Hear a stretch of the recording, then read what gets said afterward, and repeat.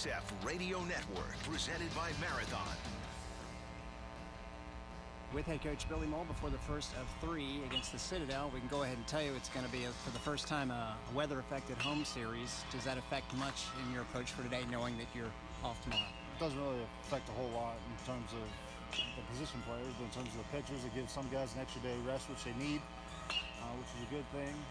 But for tonight's game plan, it doesn't change anything. And you're going with Baron Stewart for the first time in the series. He improved a little bit last time. How much would you like to see him go tonight if possible? I just want to see him continue to build. He built from 2 weeks ago from last week, and last week I'd like to see him get a little bit better today. I'd like to see him pound the strike zone a little bit more and really attack these guys. When you look at their offensive numbers, there's not a whole lot of danger in the lineup. So you just want to make sure we don't beat ourselves. You mentioned the Citadel, and you said there's not really a connection between you guys. I figure maybe somebody on the coaching staff. What do you know about them, if anything? I mean, it's one of those teams that you're not used to scouting, if anything. I know they've had quite a few players go through there. I know Dan McDonald, the head coach at Louisville, actually played there. I know their head coach is a former member of the team there. So I know that they've produced some pretty good athletes over the years. But that's about all I know about them. If anyone doesn't know, Chris Cates will tell you a little bit about Louisville, so there's that connection as well. And then last thing, one guy I want to talk about is Alex Fella. I remember the first time I brought him up to you, you were giving him a shot, and now he's in the lineup every day, and you put him at shortstop. He thrived there defensively. What were kind of your plans and thoughts on him going into the season? And obviously, he's met your approval. Alex is a freshman who, he struggled early. Obviously, Mickey was a pretty good defender, but over the course of time, Alex has kept working. He's really put his nose to the ground and gone to work. I mean, he's one guy who shows up to the field every day with tons of energy. He kind of ignites our defense, and everything else keeps guys on their toes. So he gave him a shot, and he's taking full advantage of the opportunity, and that's why he's still out there today. Awesome. Thanks, Coach. Good luck, and we'll see you in a couple days. Thanks. That's Billy Mole. The lineups are coming up next. This is Baseball on the USF Radio Network, presented by Marathon. Hi, I'm Paul. I know what you're thinking. Oh, great.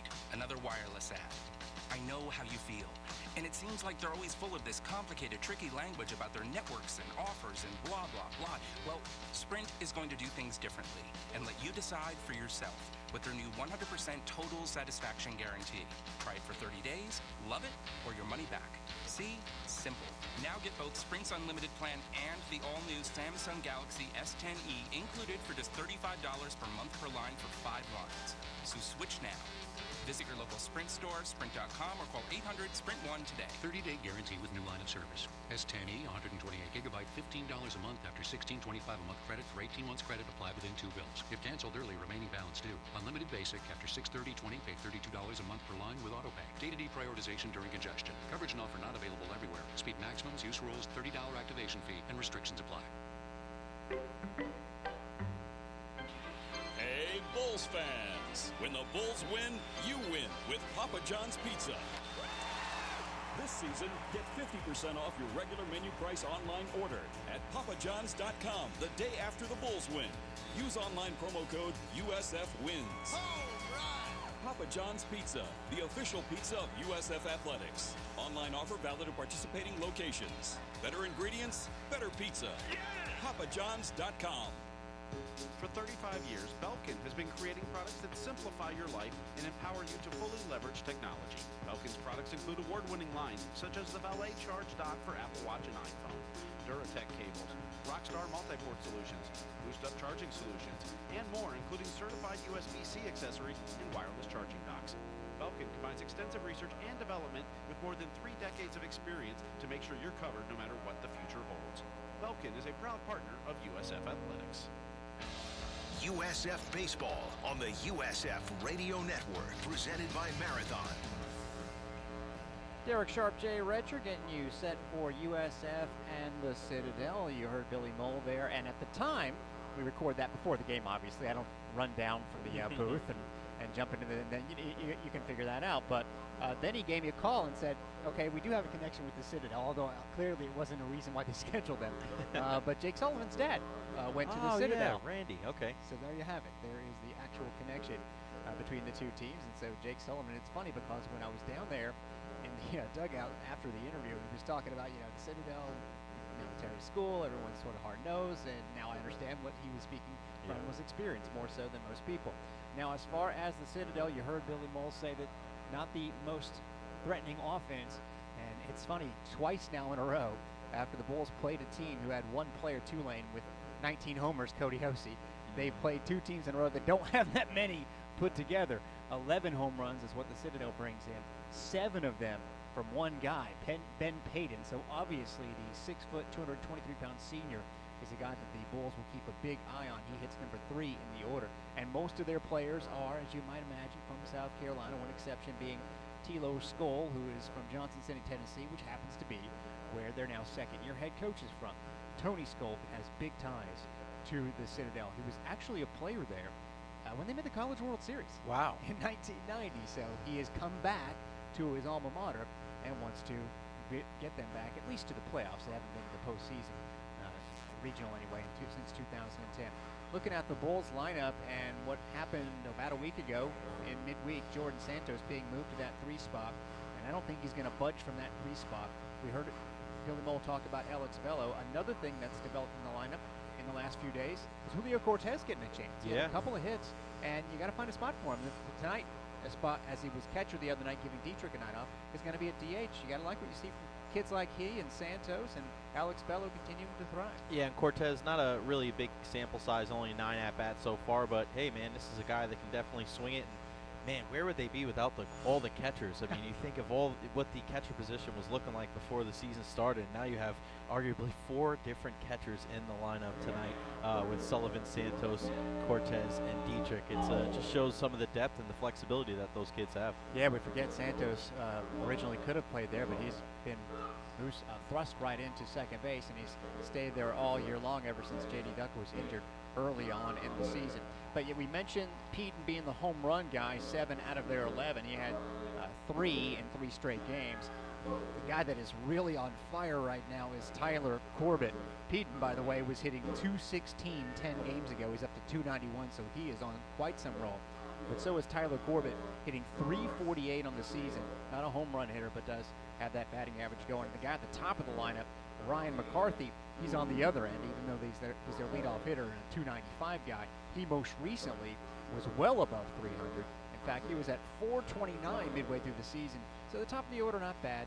And then after Bryce Lazier, the cleanup hitter, hitting .312, it does take a dip, as you would imagine, for a team that doesn't hit for a big average. That's what we'll be facing the Bulls and Baron Stewart here tonight.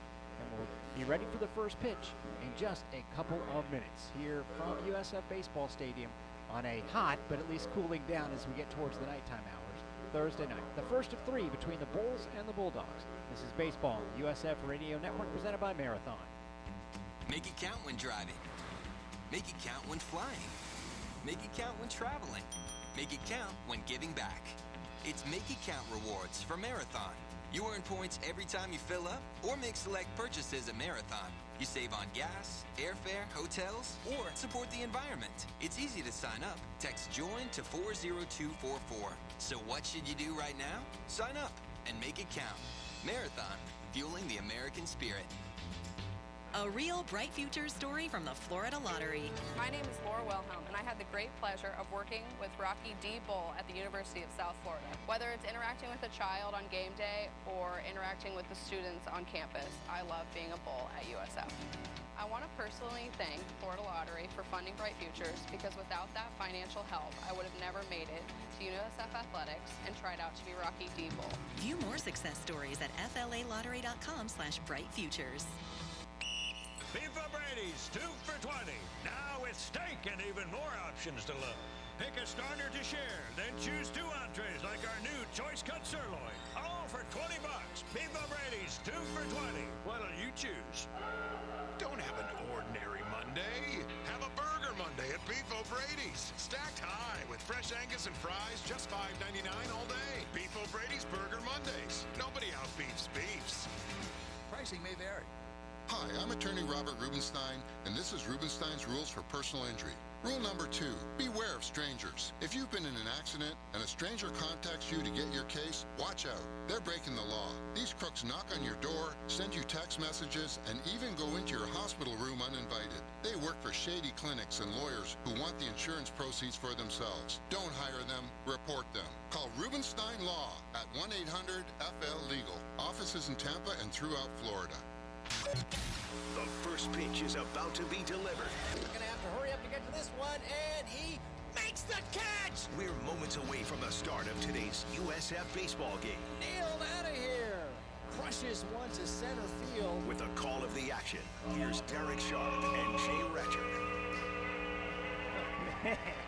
That was so anthem. As sorry I didn't get his name, member of the military, and of course the Citadel being a military school takes on sort of special meaning tonight. And well, you could just see how much it means to the members of the opposition here tonight. The Citadel bringing a nice little group of fans and very much respecting the flag. That was great. That was more awesome. So than normal. You know, I see Greg Paris, who they call Lieutenant, one of the USF coaches, and he just had this big grin on his face. Actually, Greg was telling me about something that's going on Saturday, and we'll try and get more information before we sign off here. But either way, it's going to be a day where first responders are set up outside, and I guess they'll have to be set up outside a little bit earlier than normal, because if you didn't hear Derek Sharp, Jade Retcher, as we're getting set for the first pitch of the 3-game series, there will be no contest on Friday night. Scheduled for a nighttime right in the middle of the rainstorm, so it'll be Saturday doubleheader. But no situations with the rain here today. Baron Stewart hopes to give the Bulls, as you heard Billy Moll say, just continued improvement. This has really been one of the big stories of the season. You know, I was asked by Joey Knight of the Tampa Bay Times, you know, because he covers the Bulls for the Times, and he admitted he hasn't been to nearly as many baseball games as I have. He's been a little busy. Yeah, he's been pretty busy with a lot of different sports. Does a great job. He said, you know, in a nutshell, you know, what's been their issue, and it's the injuries to the pitching staff. Yeah. And this Baron Stewart being a starter is a trickle down, and one of the trickle down impacts of the injuries. And, you know, we've talked about it. We don't make a big deal about it every game, and neither does the coaching staff, but it is the fact that they had 2 big-time arms, including one that could have been a starting pitcher, and one that is the 3rd guy in the rotation, and one that was, in fact, the 3rd guy in the rotation, Ben Koff. Carson Ragsdale being the first, Ben Koff being the second, along with Graydon Hoffman, all go down to injuries. Lately, Connor Eason's been added to that list. And so now what happens? The trickle down. First of all, you go back to the series where things started to trickle in the wrong direction. The Bulls were 11-7 going into conference play, and a very sweepable-looking opponent. They had to go to their closer early in the first game just to secure the win. Billy Moll thinking, hey, we wouldn't need him in game 2. And they were up 5-1. Didn't think you need him in game 2. Then the bullpen cannot hold on to the lead. And there's your start to the trickle down. And Baron Stewart is a guy that would probably be a midweek starter, but now he becomes the day 3. And now with this new lineup idea for Billy Moll, the day 1 starter, they need him to go as deep as possible in this and the rest of the games. Yeah, especially in a series like this week when you know you got the double dip coming up on Saturday. Yeah, it's good to have the day off tomorrow, but if you can get any kind of length here from Stewart, Derek, that's definitely going to help the entire rotation. He is a sophomore from Okeechobee, comes in with a 1-2 record. He has started 5 games, the last 2 again on a Friday night. And those 5 games has gone 16 in the 3rd inning, so you can do the math. He's not averaging 4 innings per contest. And when he's had issues, walks have been the issue. So Billy Moll wants to pound the strike zone, and a little bit inside there to start off the game to the lefty, Ryan McCarthy. He is a sophomore out of Georgia, one of the few non-South Carolinians on the Citadel roster. 1-0, and Stewart hits the outside corner for strike 1. And he's been improving his mechanics. He's talked to me a little bit about it, and he's working on his slider and a certain release point. Now you can see where he's standing on the far side of the rubber. That's been a change, and so far he's been pretty comfortable with it. Took something off there to great effect. Swing on a miss, the changeup 1-2. That's a heck of a pitch there for Stewart, and I think with the left-handed batters especially, it looks like there's 6 of them in the lineup tonight. That changeup's going to be key, Derek. Yeah, that was just a wonderful one. Broke slightly across the plate. Tried it again there, but tapped, and there's going to be a little confusion here. The second baseman, Santos, can't get to the play in time. It's going to be an infield single. Stewart charged it at first and then sort of backed off, and that led to the base hit. Just a lack of communication there. It's in that Bermuda Triangle issue right there. Who's going to go get the ball? Got to speak there, and now there's a runner on first with nobody out. Ryan McCarthy, the leadoff hitter, as we mentioned, had a hot streak earlier this season and has cooled off of late. Only 2 hits in his last 5 games, so that's probably going to help increase his confidence. Outfield setup for the Bulls. Chris Chatfield in left, Kyle Phillips in center. Austin Pedrado back in right field. He missed a few games with a minor injury, and now he's in for Garrett Zach. Julio Cortez, that's the big change, is the DH, necessitating Jake Sullivan's bat, of course, to stay in the lineup. So he's at third. Bello stays at short as he was the other night. Santos at second. Genord at first. Dietrich behind the dish. Baron Stewart, who just delivered strike one to Tyler Corbett, is, of course, your pitcher tonight. Taking a long look over there. The runner is going, got a great jump, decent throw, and they got the tag down, but just barely not in time. Stolen base for Ryan McCarthy, his 5th of the season. Yeah, Santos with a late break there to second base. Be interesting if he got there just a little bit earlier. He'd be able to get the tag down, but a nice job by McCarthy getting in there with the steal. Citadel with its team batting average of just .259 on the season, really trying to get an early run here if it can against the Bulls. The pitcher in the sun, batter in the shade right now, and it's 1-1 after that pitch, by the way, to Corbett was a ball. That ball's hit pretty well, and Bello ranges deep to shortstop, but can only keep it in the infield, and that's going to be another infield hit. That would have been a hard play to make either way. And runners on the corners now with nobody out. Corbett getting down the line pretty quickly. That is the official scoring. It is a base hit, so as you just alluded to, runners on the corner now, nobody away for one of their big bats, probably their biggest bat in the lineup with Peden here. Yeah, absolutely, and this is a team, not to jinx anything, that has not won on the road this year. So you want to get them down if you can. Their last series was at Samford, team that the Bulls played. In fact, opened up the season against the Samford Bulldogs. Now with runners on the corners, there was a little communication there. You would think ordinarily, maybe think bump, but not with this guy, the way he's been swinging the bat. Ben Peden, spelled P-E-D-E-N. Stewart keeps him away with that changeup, but just away, outside 1-0. So they mentioned won their first series in conference play, the SoCon. Guy the Bulls will see tomorrow, or sorry, Saturday. I got to get used to that. The second game of the series, 1-0 win, then they walked off the finale, but they haven't been able to carry over that success. Ball's hit to Genord, bobbles. It's just going to have to try and get the one-out run. Is going to score. Genord wanted to go to second for the double play and couldn't get a hang on it. The Bulls are off to a slow start defensively, and the Citadel leads 1-0. Yeah, Genord looking to start that 3-6-3 double play, probably thinking about getting back to the bag before he actually secured the ball to make the throw. But the smart play to just kind of collect his thoughts there and just hustle over to first to at least get an out and try to thwart a little bit of this rally from the Citadel.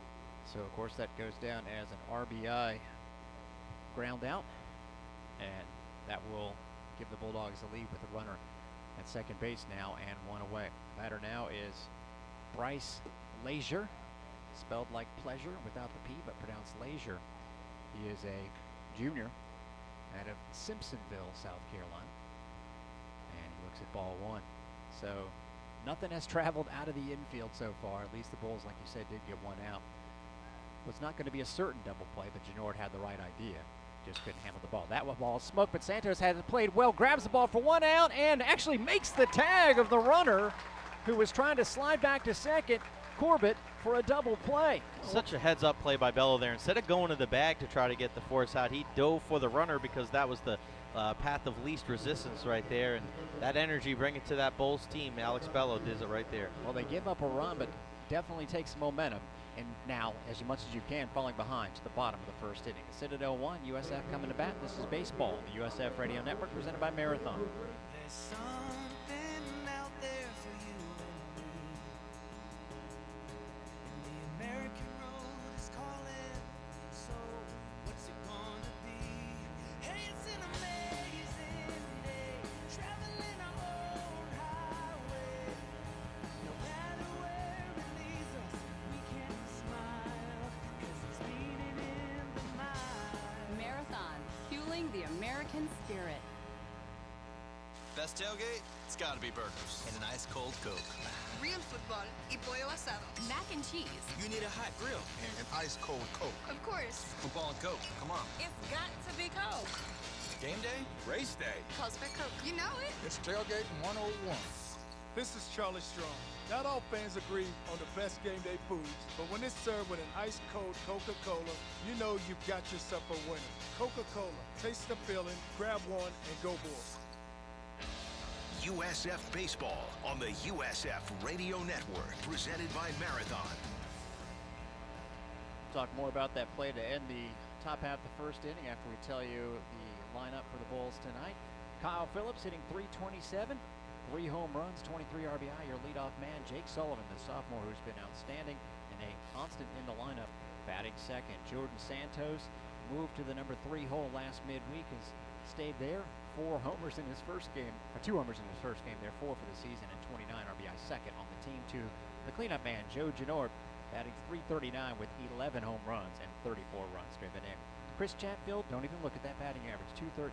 He has been tremendous lately on a 9-game hitting streak and a 7-game walking streak, if you will. Julio Cortez, freshman, as Jay mentioned earlier, small sample size, but getting another start, 2 in a row. Caught the game on Tuesday. He's playing DH tonight. He's hitting .444 and is giving the team some quality ABs. Austin Pedrado in right. He's been scuffling. They want to get his bat back going. .248 right now. Tyler Dietrich in the number 8 spot hitting .240. And it's Alex Bello. Again, a freshman that's been constantly in the lineup, .283. They will face Jordan Merritt, a senior for the Bulldogs, and he brings it in there on the right side fastball. 87 miles an hour to the lefty, Kyle Phillips, to start things off. 9 starts for him, 3-4 record with a 3.12 ERA. Has had some big performances and is certainly a guy that they plan on going deep. Phillips chops it up the middle. Second baseman Corbett goes over to make the play. Phillips hustling down the line, and they barely get him. Boy, Corbett really had to hustle that throw in for out number 1. But back to that play by Santos, you mentioned it. First of all, if he's not lined up where he was over the bag, it's going to be a base hit, and it's going to be a 2-0 game. There's only going to be 1 out. But instead, he grabs it. You say properly that's a play normally you would think go into the bag, but he knew that he had to get to the runner first because the runner would have gotten to the bag. Just a smart play, left-handed batter, that ball's tailing away, so kind of taking him away from the bag. So for him to just go right to the runner there, just a really heads-up play, and just indicative of why he's in the lineup. He's a heads-up player. Now the number 2 man, another heads-up guy, Jake Sullivan. There's the connection. His father went to the Citadel, and his father must have said, hey, listen, you're going to get plunked. Because he got plunked on the first pitch, and there he goes to first base. Jake actually... Sorry, Jake. Let's see, he's been hit now 7 times. Dang. Leading the team in that category. Now he is. He takes over the lead from Joe Genord, whom we know Joe right up on the plate and the big banger in this lineup. So no surprise there. But Jake getting in the lineup and getting on base. Now this, we mentioned a guy they expect to go deep, the senior, and it's been a big-time difference for him because you think senior, you think a guy that's been good all throughout his career. No, this is really his first year where he's taken the mantle of being the opening night starter. He starts off Jordan Santos with a fastball outside. And in his very first game, went 6 2/3 innings against Delaware State, tight game 1-3. You look at a lot of the games he's been in low scoring, and he's kept it that way. So his ERA of 3.12 is right about on the money. Not an overwhelmingly hard pitcher, but throws a lot of strikes. That one is fouled off by Santos. In fact, 51 strikeouts. It's actually pretty good in 60 2/3 innings to just 10 walks, and that's really that's the impressive numbers. Pretty efficient. You see, he has that release of the ball out of his glove early, so at times it might be easier for pitchers or hitters to pick up the ball, but he's got a lot of arm side runs, so that ball's going to be going away from all these lefties. And that ball goes in on him as he swept a curveball in there, and it was a good one. Santos fouled it off. And that's a great point because all the pitches he's thrown up to that point were going away from lefties into a righty, like the one that went away to Phillips, and also the ball that hit Sullivan. So you mix it up a little bit there, and Santos is good enough to foul it off. He was named the SoCon Pitcher of the Week for a nice performance earlier this year against none other than Michigan. Santos fouls that one off as well, stays 1-2 in that game. Actually took the L, but when you hold Michigan to 1 run, it was a 2-0 game, 7 innings, 7 strikeouts. You get Southern Conference Pitcher of the Week honors, and then did it the next week because he went the distance against North Alabama out of that Atlantic Sun. One of the very few sort of, what's the word, by strand common opponent for the Bulls. There's not any common opponents. They played everyone that's from the Atlantic Sun and or, of course, the American Athletic Conference, it seems, but this is sort of a step away for the Bulls. That ball out is away, 2-2. The other team from the SoCon was Samford. They played early this season. Seems so darn long ago. Yeah, right. And that was a successful series victory for the Bulls. They hope for more today, although they're behind 1-0 early in this game. The ball is fouled right at first base, stays 2-2. Santos, such a tough out, man. He does not go down easily. He works deep counts, he puts a lot of pressure on these pitchers, and tries to get that pitch count up so he can get into that bullpen. We talked about it in the top half, Derek, about the importance of trying to get some length from Stewart. The USF lineup, it behooved them to make sure that they do the same for Jordan Merritt, try to get that pitch count up. Stewart got out of that first inning quicker than it looked like would maybe the case, and there's another fouled off pitch by Santos, who is doing his job. Just looking at those standings in the Southern Conference, just because it sort of brings you back and reminds you some of the teams that the Bulls have played out of conference. Liberty having a great year, leading the Atlantic Sun. Samford leading the SoCon. 8-1 is their record in conference, 26-11 overall. And the Citadel right now bringing up the rear in that league. They throw over to first base for the first time to see if Sullivan's staying honest over there. Not a bad idea after a whole bunch of pitches get fouled off, right? If you're a pitcher, you might get a little bit frustrated, although that's not showing right now. So Merritt is going to toss it over there one more time. His catcher, incidentally, Bryce Lazier, for a catcher, a lot of speed. We'll talk about it more when he's at the dish this weekend, but 10 steals last year, so maybe more of an athletic catcher. Not to say that 3 throws over to first base in a row. Not to say that catchers aren't athletic, but you know, sometimes prototypically, I'm not going to say any names. Molina. 2-2 to Santos. Boy, he is frustrating right now. Merritt, who's not coming over that plate at the moment, trying to get Santos chasing. As we know, Santos is not inclined to do that. Sometimes he'll actually look, trying to walk at a tough full count strike, and so let's see if that's not the case here, because it is a full count. Jake Sullivan over at first base after getting plunked, 1 away. You're spending a lot of time looking at Jake Sullivan. Yeah. He's got no attempts. Forget about no stolen bases. He's got 0 stolen base attempts. Well, they may be thinking my line of thinking, which is if you know he's going to be off with the pitch, throw over there. Yeah. He's going to be off the pitch. Get him that way. He's off with the pitch, and Santos lines it right.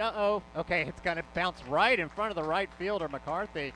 That could have been, with the runner off and going, a potential double play, but instead it's a first base hit, and now the Bulls are in business. Santos, nice sharp hit there. Just enough topspin to fall right in front of McCarthy, and now the Bulls have something cooking here in the bottom of the first. Derek Sharp, Jay Retcher with you. Joe Genord comes up to the dish. If you're wondering, Jim Lauk, he is safely out in Colorado for his every spring trip out there. He's got some family. Not that he was counting the days down or telling me how long he'd be there, but he'll be there for 9 days. So surely he's listening to us right now instead of enjoying his vacation. Or you could do both, Jim. You know. Joe Genord faces the pitch from Merritt and flares it off to the right side.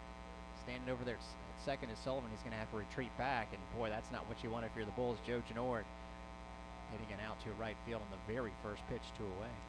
The initial observation on the mound from Jordan Merritt is that ball is just barreling in towards those right-handed hitters, and you saw it hit Sullivan in the second at-bat in this inning, and then Genord, I think that just bore down on him so hard that he felt like it was, by the time he swung, the ball was right on top of him, and you would want probably a better swing there on the first pitch. I'm sure Joe will make an adjustment the next time he comes up.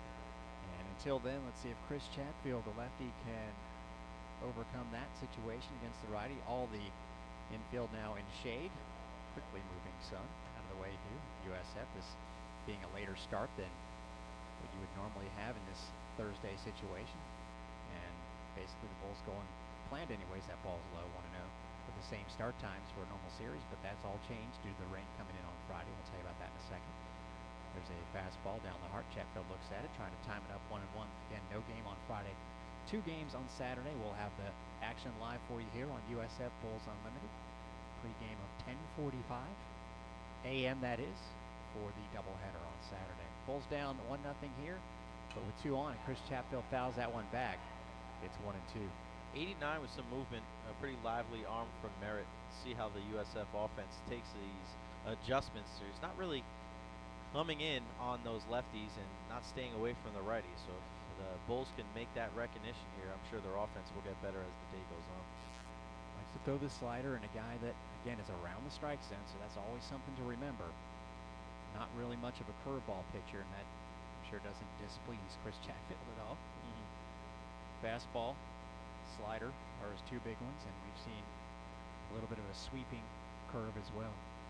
1-2, Chatfield. That ball just outside. Imagine that would look good if you're from the side, but from right behind home plate where we sit, which is a great vantage point, you can tell it's just away, 2-2.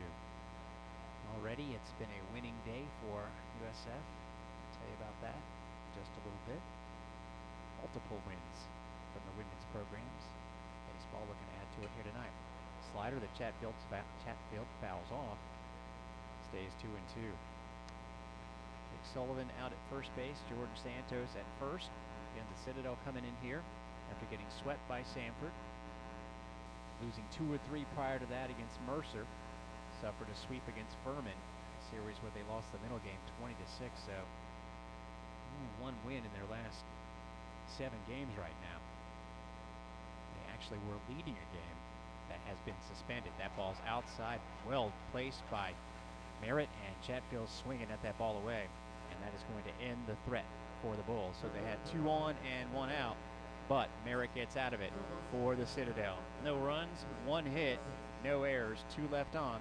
We head to the second with the Citadel on top 1-0. This is baseball on the USF Radio Network presented by Marathon. Manly Man. Amely Motor Oil tips its hat to the manly man. Manly Man. You had a beard before it was cool, like in 3rd grade. Manly Man. You get up before the sun because it's lazy and weak. Manly Man, man.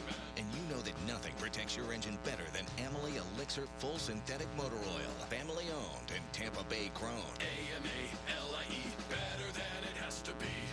Amely. Amely Motor Oil, proud sponsor of USF Athletics.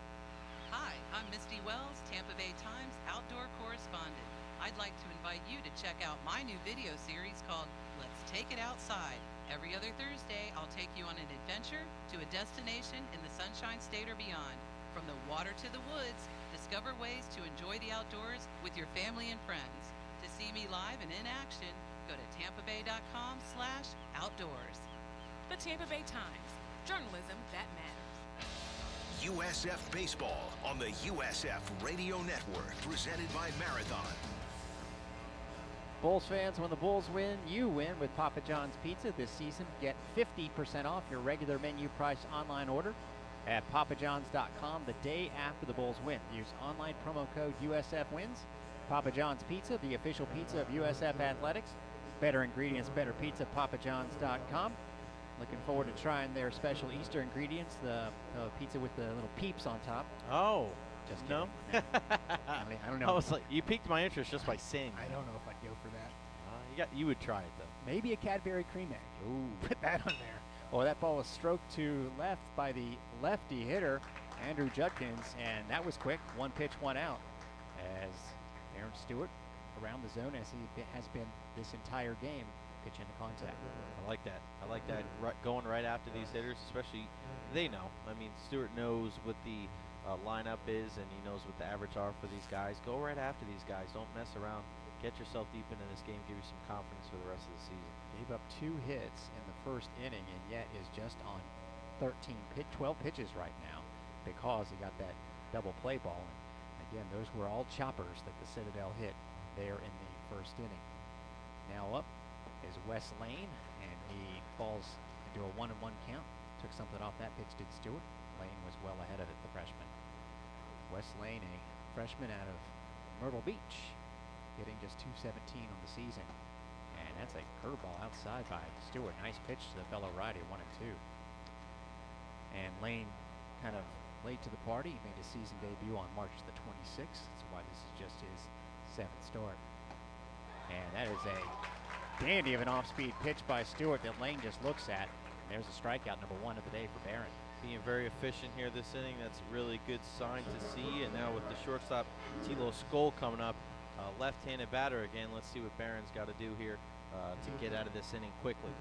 Tilo Skoll, one of the 3 sons of the head coach of the Citadel, Tony Skoll, in his 2nd season for the Citadel. His 2nd stint, and he was a player and an outstanding player. That ball is outside to his kid, Tilo, T-I-L-O.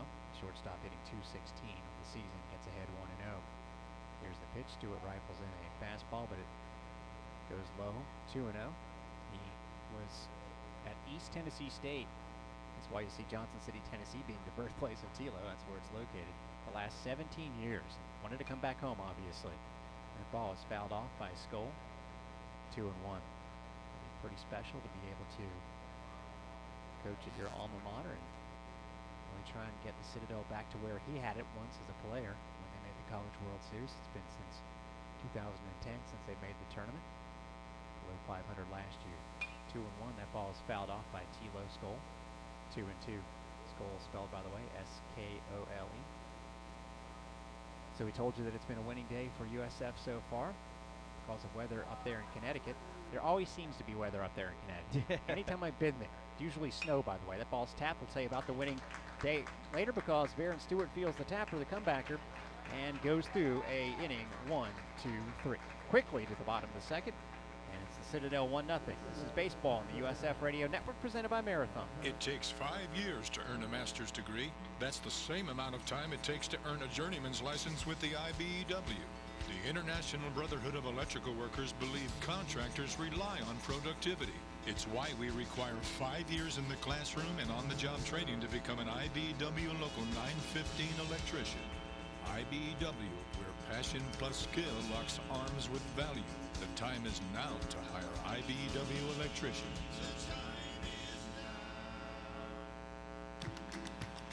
Florida Blue Centers around the state offer answers to your health insurance questions face-to-face.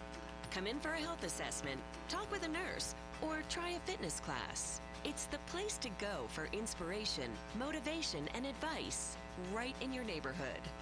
Florida Blue is committed to helping people and communities achieve better health. Visit your local Florida Blue Center because better health starts here. USF Baseball on the USF Radio Network, presented by Marathon. Derek Sharp, Jay Retcher on now all of a sudden a pleasant day weather-wise. It was, I would say, just about 5-6 degrees north of Pleasant earlier today. It was warm as anything, man. And then it's going to get cooler over the weekend, which is good. And it's all going to be caused by rain, which again will wash us out. By the way, second start. Last night was the first time, Tuesday, that we got to hear this kid's walk-up music. And I got to say, keep him in the starting lineup. Julio Cortez is the man we're talking about, the freshman for the Bulls. And just 9 at-bats on the season, but 4 hits, 2 of them in that game. We haven't really talked too much about it. The thumbnail version of what happened against UNF after this first pitch. And right around the strike zone again is the senior Merritt. And it was a 5-3 defeat. And it was just one of those games that chalk it up to what's going down with the Bulls this season. And there's a curve on the outside corner, 0-2. Cortez just looks at, and that is against a team that has a really, really solid top 4 in the lineup.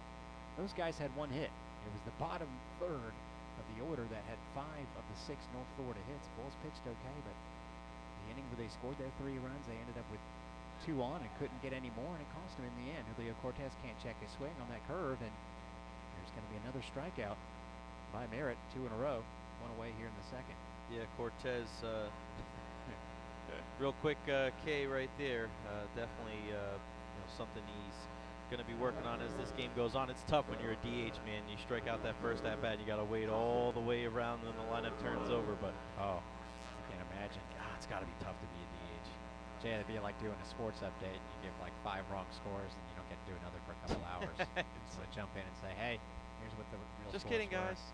Give you some scores from around the conference. Ooh, he's sticking with that curveball. And 0-1 to Austin Pedrado.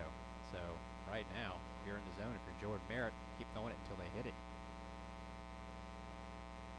Kind of a combination slider and curve, but usually sliders are above 75 miles an hour. That one goes inside. Fastball 1-1. So softball won a pair in, as we were saying, the weather not great in Connecticut. That's why they played a doubleheader today, and they'll play the final game of that series tomorrow. Austin Pedrado skies that one out of play.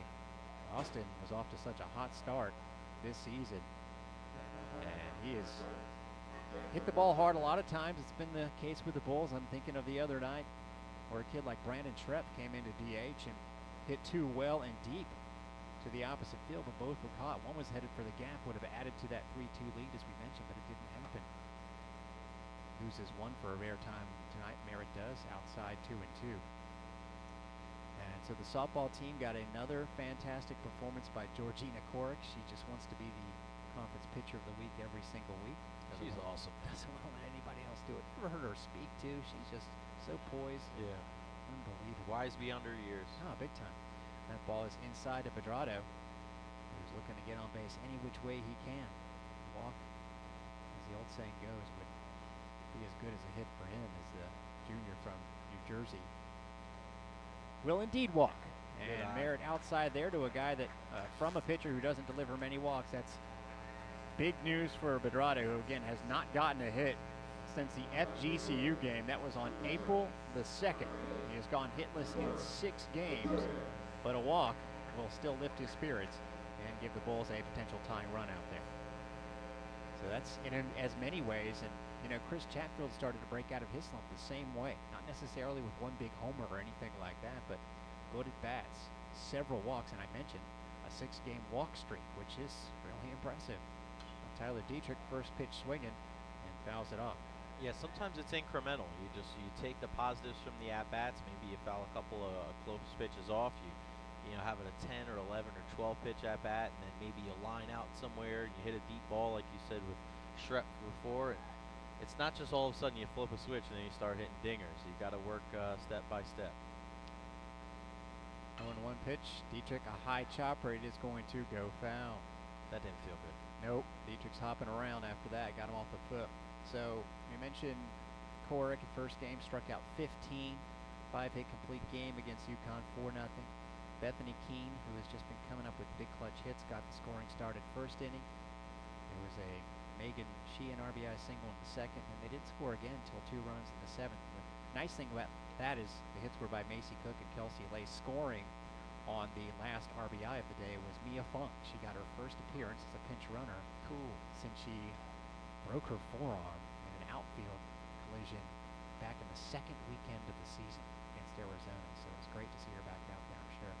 Dietrich gets a hold of that one, see if it hangs up for the center fielder lane. Actually, shortstop Skull is going to grab it instead, and they are 2 away. So right now, not getting too solid of contact off of Merritt. Even the 1 base hit for the Bulls lined up there and held up like it might have been caught, so there's 2 away.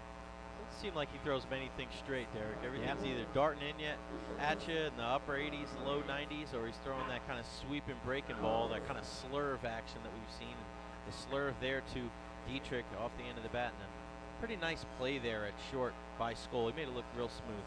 Could be the kind of pitcher that you're going to have to try and adjust your approach and hit opposite field on, especially if he keeps it away. Like Alex Bello, actually the other night, took a lot of balls to the right-hand side in his final at-bat, almost like he was told, hey, let's give this a shot. And he actually did a good job of it.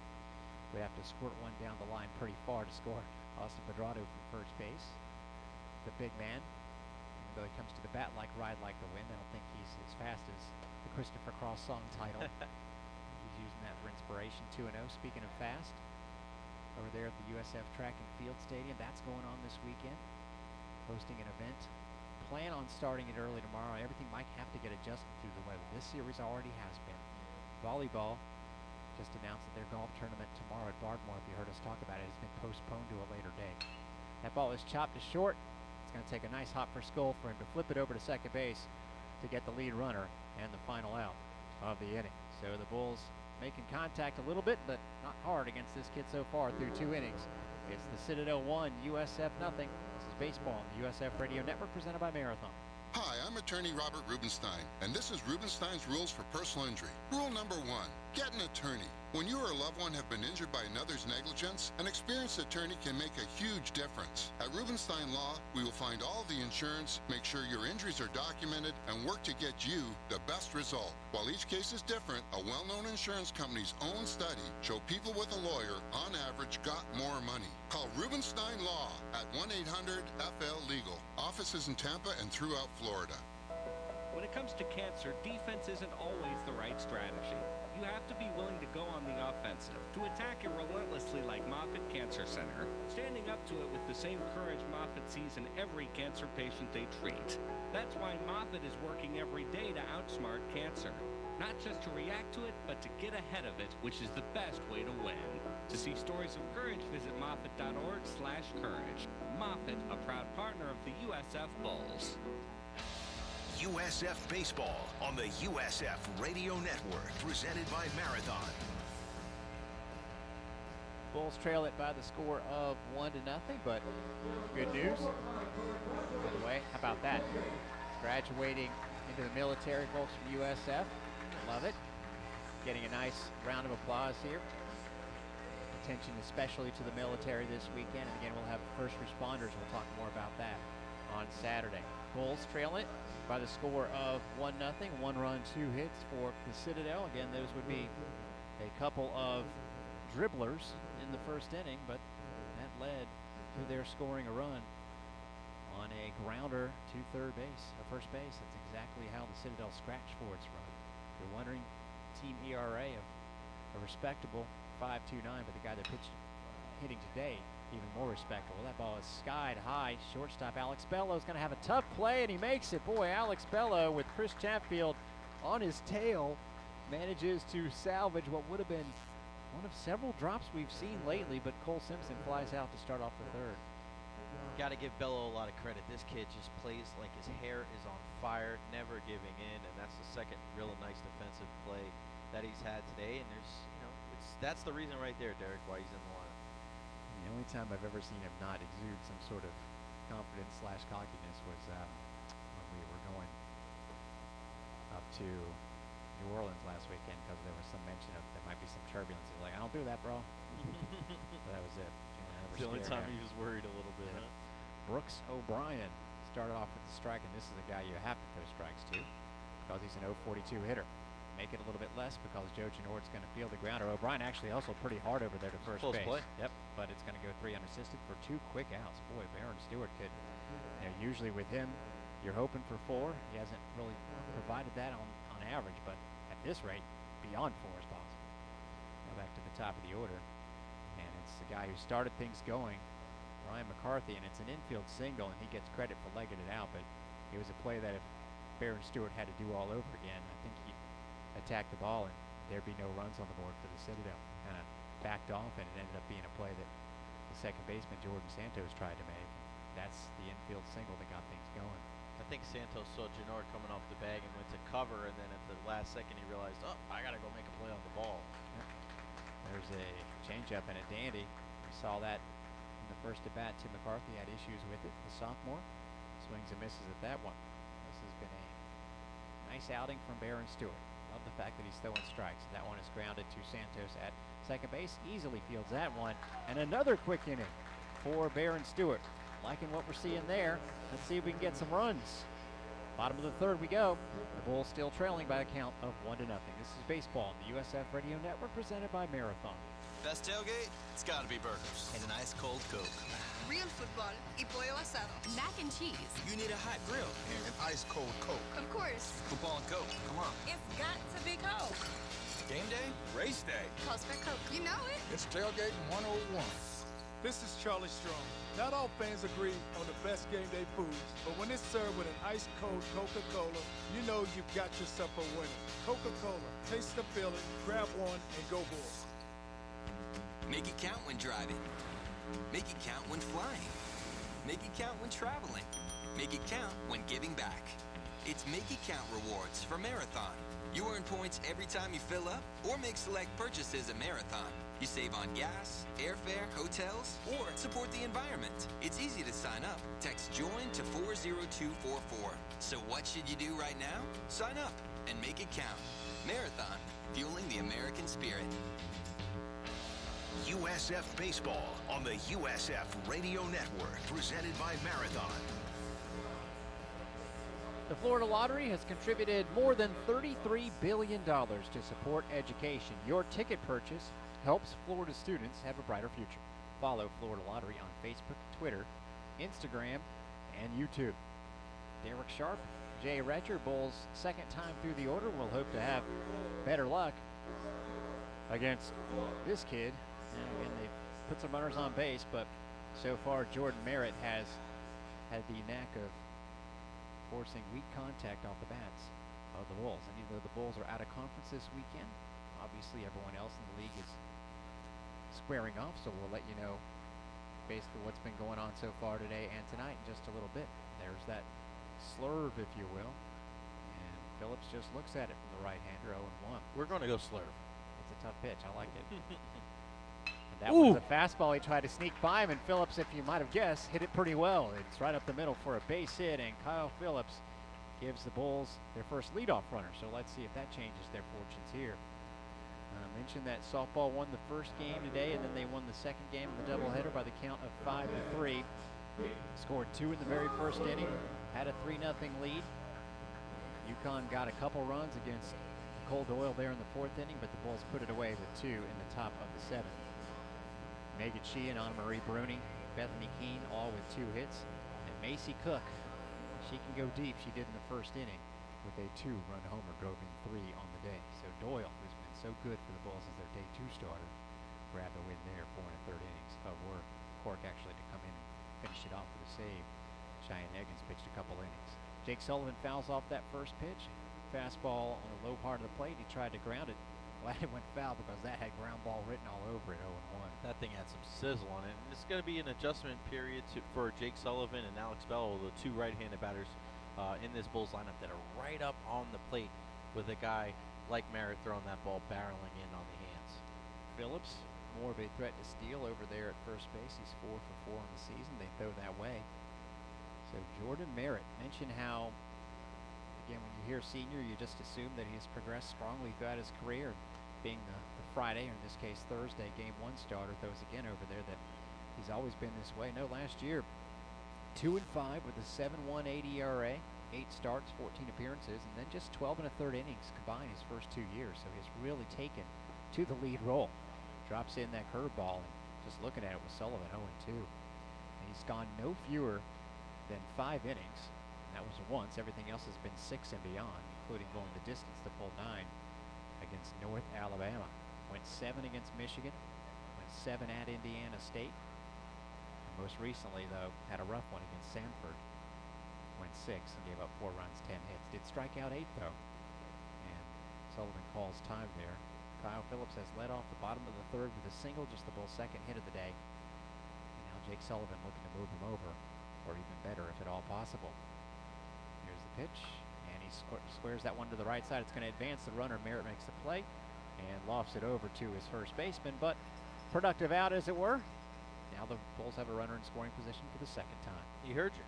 He wanted to move him over. He said, I'll listen to you, Derek Sharp, and do that. And that's the big thing with this lineup today, with Merritt throwing so many pitches that are either darting in or out. You're going to have to jump on the fastball like we saw there with Kyle Phillips, and then when you have these opportunities to kind of put runners in motion, these off-speed pitches, you're going to have to take advantage of that on the base pass. So let's see if Kyle Phillips, I know left-handed batter's up, maybe he gets put in motion. The ever detailed stat service that we have, which is really good, by the way, Stat Broadcast, has advancement opportunities as a stat. I like that. I know it. Sounds like something you'd apply for a job or something. Jordan Santos skies that one. Unfortunately, this advancement opportunity might not happen. Actually, Phillips is going to tag up that ball. Goes pretty deep, caught by the center fielder, who didn't catch it on balance. Decent throw, but Phillips is going to advance. What do you know? Even though there's 2 away, heads up base running by Kyle Phillips.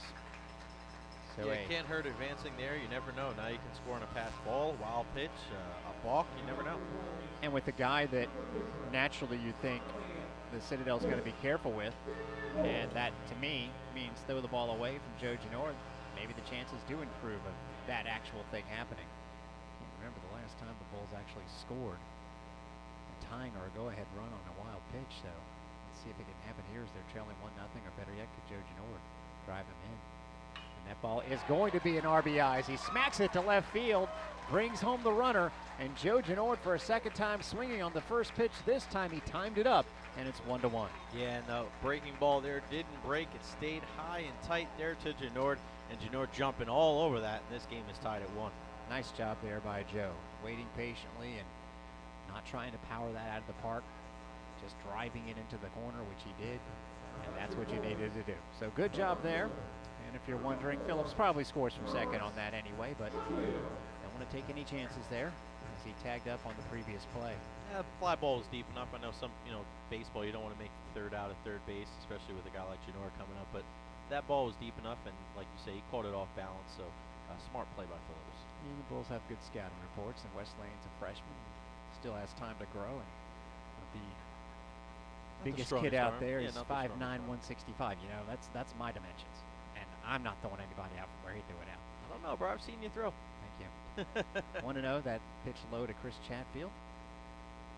And he struck out his first time up, gets a hold of that one, but fouls it off. So Joe Genord with the RBI single. And if you're wondering about pitch count, Something that we mentioned, this kid Merritt is used to throwing a lot of pitches. He's gone over 100 a couple times. He's sitting on 42 right now, so he's good for these normal 6 innings, I would say, unless the Bulls can pile up some big numbers here. Tied up right now in the bottom of the 3rd. Chatfield hits it hard. Just foul at first base, I believe. Yes, it was. As Payton grabbed it anyway, just in case. 1 and 2. That's probably a show-me pitch there. He's been staying away from Chatfield big time. That was the first time in 2 at-bats he's come inside, and he hits it sharply down the right field line. I wouldn't be surprised if Merritt goes back away with this next pitch and tries to get Chatfield to chase like he did on the strikeout in the first. I'm supposed to paint the picture. I haven't given the colors of the uniforms. The Bulls wearing their white pinstripes, which are glorious. The Citadel with the Citadel blue tops and the lighter blue pants. They are feeling blue right now. And there you go, away from Chris Chatfield. And good call there by Jay Retcher, and good pitch there. A second strikeout of Chatfield by Merritt. The Bulls get the 1 run and 2 hits. The man who had the first one scored on the one by the second guy. Joe Janor drives in Kyle Phillips. We'll take it. Jay will take it to the middle innings. We turn it over to him at the end of 3 with the game tied at 1. This is baseball on the USF Radio Network, presented by Marathon. Hi, I'm Misty Wells, Tampa Bay Times outdoor correspondent. I'd like to invite you to check out my new video series called Let's Take It Outside. Every other Thursday, I'll take you on an adventure to a destination in the Sunshine State or beyond. From the water to the woods, discover ways to enjoy the outdoors with your family and friends. To see me live and in action, go to tampabay.com/outdoors. The Tampa Bay Times, journalism that matters. Fans love baseball and the food that goes along with it, like shareable appetizers, pizza, wings, burgers, and fries. Cisco lives at the heart of food and service, as we are passionately committed to the success of every customer, supplier partner, community, and each one of our 65,000 associates. Follow our trucks to your next great meal. Cisco West Coast Florida is a proud partner of the USF Bulls. Go Bulls! USF Baseball on the USF Radio Network, presented by Marathon. Welcome back to the USF Baseball Stadium. Jay Retcher and Derek Sharp here with you. The Citadel and the USF Bulls tied at 1. Top of the 4th. And the Citadel will have 2-3-4 coming up. Tyler Corbett, their second baseman, stands in against Barron Stewart. First pitch. Did he go around? No, he checked his swing. 1-0. Corbett with that infield single in the 5-6 hole in the first. Bello did a great job of knocking that ball down and keeping it in the infield, but wasn't able to make the throw. Next pitch, swinging at that high fastball for a strike. Count is even at 1 apiece. Barron Stewart, man, don't look at the stats. I mean, Derek, we looked at a ERA 7.16 coming in this game, but he seems to be getting better as the year's going on for sure. Next pitch, fastball fouled away. Quickly ahead, 1-2, and I love the pace that he's using tonight. He's going right after these hitters, not messing around. And you said to get at least 4 innings, and we don't want to jinx him here in the top of the 4th, but he keeps throwing like this. We'll see him for an extended amount of time. Keeps throwing strikes. That is the whole key with him. 1-2. Fastball just a touch outside, 2-2. And, you know, it's been his thing since he was the midweek starter as a freshman last year, and he's just looking to get into his groove. And some players, it takes time. And I think we're starting to see some steady improvement here lately. 2-2 fastball fouled away as well. We'll do it again. You know, one thing that Billy Moll said in the pregame, that this extra day tomorrow will give a couple of pitchers an extra day of rest, which is no small thing. And remember, they did play Tuesday after a series over the weekend and haven't had much time between games. Here's the 2-2 fastball, ground ball to short. Bello to his left a couple steps, sets, makes the throw. Janord low, scoops it out of there. Oh, it can't come up with it.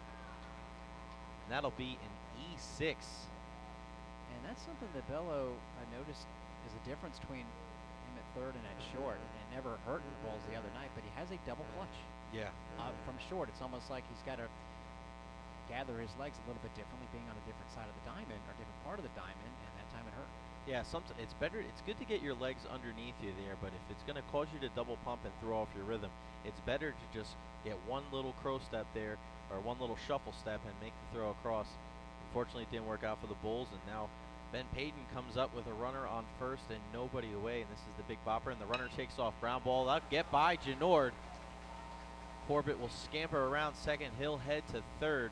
And Ben Payton, a big bopper in this lineup, comes up big for the Citadel. And now the Bulldogs have runners on the corners with nobody away. Again, Payton comes in heading 291, but with 7 homers on the season. And a guy who has really, really put it together for them this season. And the senior is just not waiting around there. And you got to know, if you're the Citadel, kind of like the Bulls, the ball's going to be around the plate. At least the way Stewart is pitching tonight, it certainly has been. And Payton just liked it, cranked it to right field. Good job there. And these are the two guys that you really got to keep an eye on in the middle of the lineup. Now the catcher, Bryce Laser, coming in, and he's the guy batting over 300 on the season. Takes the first pitch in there for a called strike, strike one. Laser lined into that double play with Bello behind the bag at second base earlier in the game.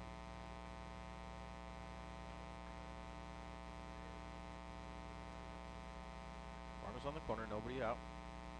Fastball fouled away, and Stewart doing a good job of not letting that get to him, Derek, and just getting quickly ahead 0-2. Strikeout would be enormous here. Payton a threat to steal, and of course, if he does, you almost have to grant second and third because you don't want to risk a guy with decent speed over there coming home. Might be a play for the Citadel. The 0-2 coming up to Leisure. That ball's fouled off, hit it. Nice short swing there for the Citadel catcher. Leisure, no home runs on the year, but 15 RBIs. Not a big strikeout guy, only 14 Ks on the year. Puts the ball in play. 15 here. That's right, and there it is. I almost queued you up for that one, Derek Sharp. That's a great pitch by That Stewart. was an awesome pitch, 0-2. Even if he makes contact with that pitch, Laser's going to hit that foul. Now bring up the left fielder, Andrew Judkins, and here comes Coach Mole. I think he sees the kind of the idea of what's going on in this situation, saying, all right, I know this looks, it's a little rough here, but you get one good pitch, put the ball on the ground, get 2 outs with one play right here, get yourself a double play ball and get yourself another in. I think this also might be, this is a kid who has 3 sacrifice bunts, and you look at him up there, and he looks like a sacrifice bunt. He's 150 pounds, and obviously with first and third, and the Bulls have had some issues fielding bunts that are meant to score players, squeeze bunts this year, and I'm sure that's exactly what this mound accomplishes as well. I really think the best coaches in any sports are the ones that are more proactive than reactive. So instead of, not, kind of reacting to possibly a bunt play that gets messed up, you go out there and say, hey, if they do this A, B, and C, let's be ready for everything. It seems like it's going to be a close contest here. I mean, you look up at the stats, each team's got 1 run and 3 hits, so every single run is going to be important here. Not every day you see a 5-hitter that is a guy with a couple of sacrifice bunts, but this is not your ordinary college baseball lineup. But Judkins steps in, the sophomore. First pitch he does square around. He takes ball 1. Good call by you, Derek Sharp. You see the rotation there. Janord crashing hard.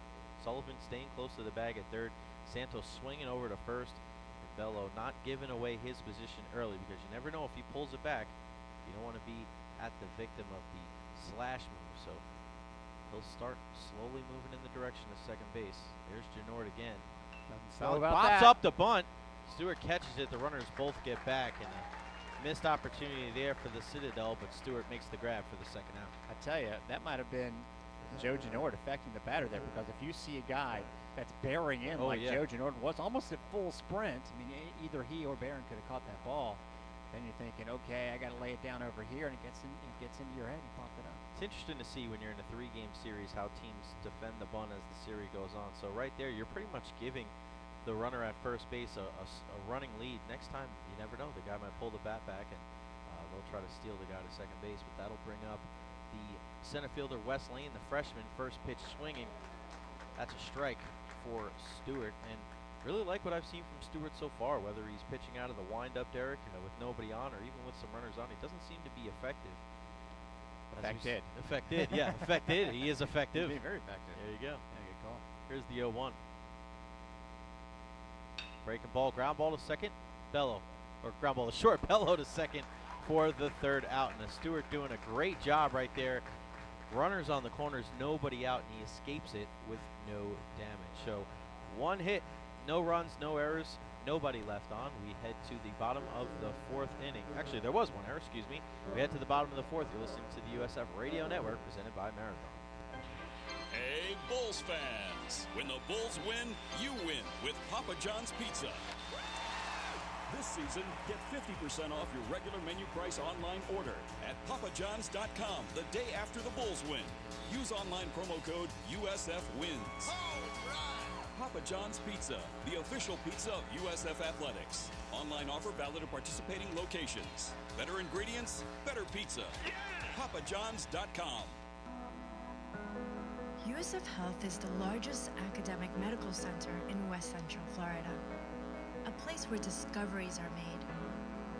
The future generation of professionals are trained. And nearly 900 specialists come together because of you.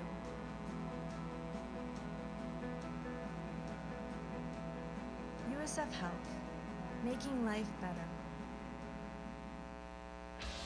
USF Baseball on the USF Radio Network, presented by Marathon. All right, we're back here for the bottom of the 4th inning. Baron Stewart, a great job there, escaping without any damage. Runners on the corners, nobody out. He's able to get the job done with a strikeout, gets a bunt to pop up right to him, and then a ground ball to Bello at short.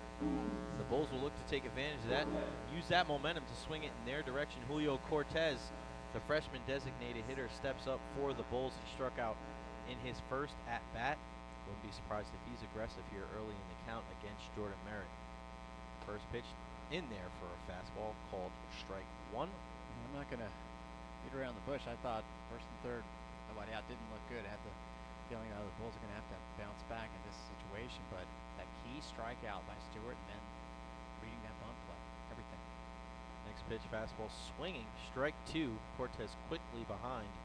5 pitches so far in his 2 at-bats, and all for strikes.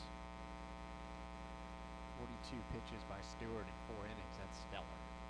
Not bad at all. And a great job by Coach Mole going out there and talking to him. Whatever he said must have worked. And a little bit of a quick wind-up there for Merritt. You're seeing that more and more nowadays for young players. Johnny Cueto really was the first guy in the major leagues to do that, where you have an abbreviated leg lift trying to throw off the timing of the hitters. Next pitch fouled off. That was a breaking ball. 1-2 to Cortez. I don't know if that always works. I mean, I understand it. You're trying to throw off the timing of the hitter, but throw off your own timing, right? You do. I mean, pitching mechanics is all about repeating your mechanics. Who was the guy? Was it Troy Percival or am I crazy that had some quick pitches for? Yeah, he was one of them as well. Yep. There's a ground ball deep in the hole. Nice play at third there by O'Brien. Fires across for the first out of the inning. Yeah, you're seeing more and more guys. Like I said, Johnny Cueto was the guy. Marcus Stroman did it in the World Baseball Classic. For Team USA in the gold medal game. So he was a guy, when everybody had their eyes on him, they were watching him. And again, just like anything in life, it has its positive and its negatives for sure. Austin Medrado steps in, the Bulls' right fielder. He walked his first time up in the 2nd inning. And big thing with Medrado is he's a very streaky hitter. I mean, when he's got it all going, he's such a dangerous part of this lineup, and I think he's really one of the catalysts. And a nice bunt. But coming off the mound as Merritt makes the throw, but he beats it out. Medrado showing some speed.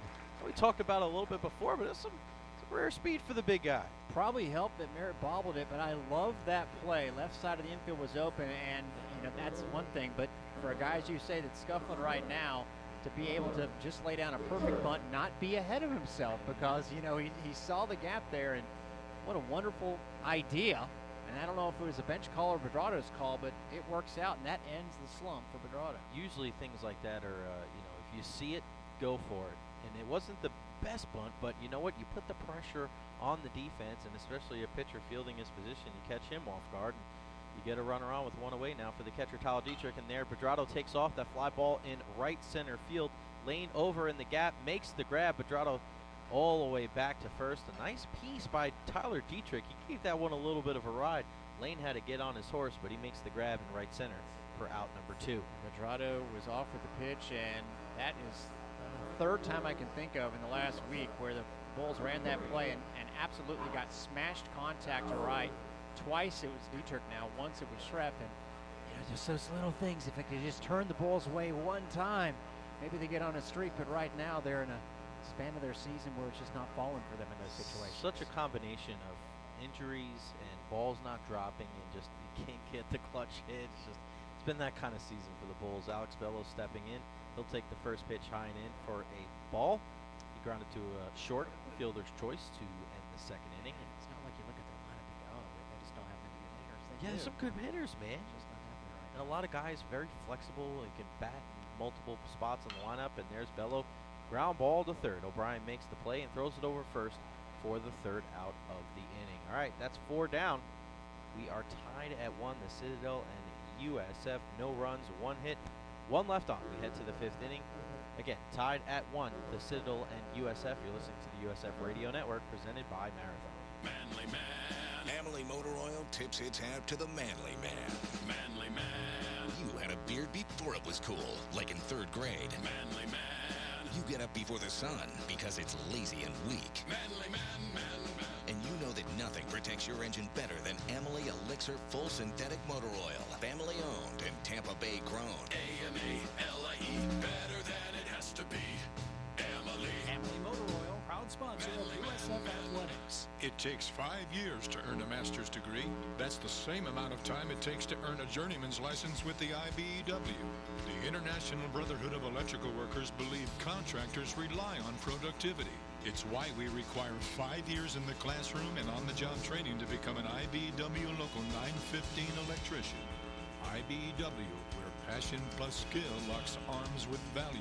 The time is now to hire IBEW electricians.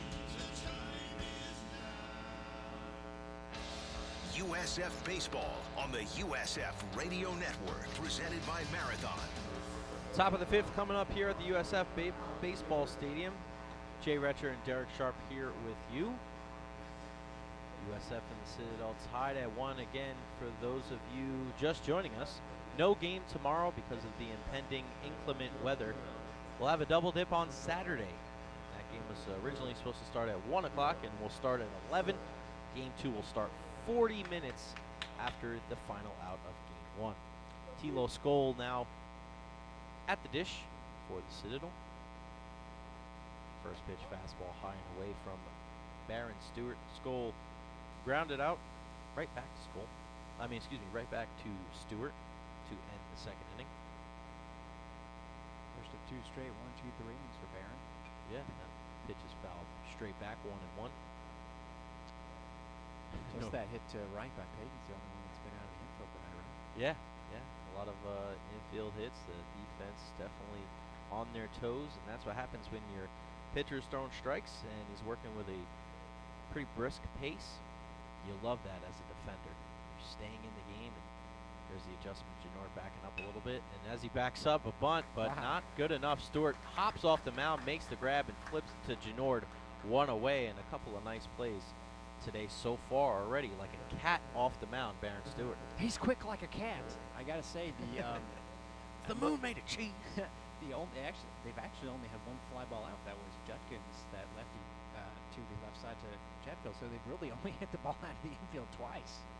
That's pretty amazing.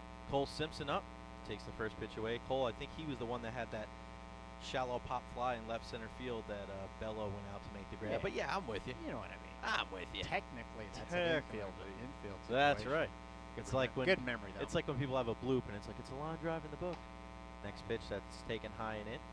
2-0. Probably in some fancy book it's a bloop. It's those people that keep the book with multiple pens and they draw like all these loops and try and read arcs. my notes. You can, but I do those things. It's like you're like a court stenographer. You should be able to read your own stuff, and that pitch is in there for a strike. You say it's the first time he's gone 2-0 to a hitter. Yeah, I was just going to say the same thing. Cole Simpson, the designated hitter, didn't really like that call, but nonetheless, 2-1. That fastball's away. 3-1. And ever since you said, like everything in life, there's positives and negatives, we're trying to come up with some things that there are no negatives or no positives about. Bacon. There you go. There you go. That was one of the thoughts I had. And cholesterol could technically be a negative. Yeah, that's right. 3-1. That ball's popped up in shallow center field. Bello giving it a look. Phillips underneath it. He'll make the grab for the second out of the inning. And a nice job by Stewart there behind 2-0, behind 3-1, battles all the way back, and is able to get the second out here in the fifth. That'll bring up the 9-hitter. The third baseman, Brooks O'Brien's made some pretty good plays over there at the hot corner today. The sophomore batting under 100. We saw a little kind of check swing down the first base line. His first at bat. He definitely has some wheels on for sure. First pitch swinging. That ball's going to be flared in shallow right. Genord back. But Santos over there makes the play in shallow right field. A nice job there by Santos not giving up on the play. And he makes the catch for the final out here in the top of the fifth inning. A 1-2-3 inning for Baron Stewart. We head to the bottom of the fifth inning. The Citadel and USF tied at 1. You're listening to the USF Radio Network, presented by Marathon. My kids love to play in our yard, but so do fire ants, weeds, and weak-thin grass. But Scott's Turf Builder's Southern Triple Action takes care of all three. Now, with just one bag, you can prevent fire ants for up to 6 months, kill dollarweed and clover, and feed for greener grass so your lawn thrives. All guaranteed, only from Scott's. One application, triple action. my kids' playground is back. This is a Scott's yard. Pick up a bag of Scott's Southern Triple Action today. Best tailgate? It's gotta be burgers. And an ice cold Coke. Real football y pollo asado. Mac and cheese. You need a hot grill and an ice cold Coke. Of course. Football and Coke, come on. It's got to be Coke. Game day? Race day. Calls for Coke. You know it. It's Tailgate 101. This is Charlie Strong. Not all fans agree on the best game day foods, but when it's served with an ice-cold Coca-Cola, you know you've got yourself a winner. Coca-Cola. Taste the feeling, grab one, and go Bulls. USF Baseball on the USF Radio Network, presented by Marathon. A really nice play there by Jordan Santos to end the top of the fifth inning. And I tell you what, man, he shows his athleticism on plays like that. Not every day do you see a guy that can catch and also play second base. But you see that from Jordan Santos. Back to the top of the lineup here in the bottom half of the fifth inning, and Kyle Phillips will lead it off for the Bulls. His last time up in the third inning, he smoked a line drive right back up the middle and came around to score on a Joe Genord RBI single. And Phillips really is the catalyst of this USF offense. First pitch taken high for a ball, and you saw it again there. Merritt with the kind of speed up delivery. I don't know, seeing that pitch is hot. You don't get that mechanics, you don't get that back shoulder through. I don't really see the benefit of doing that.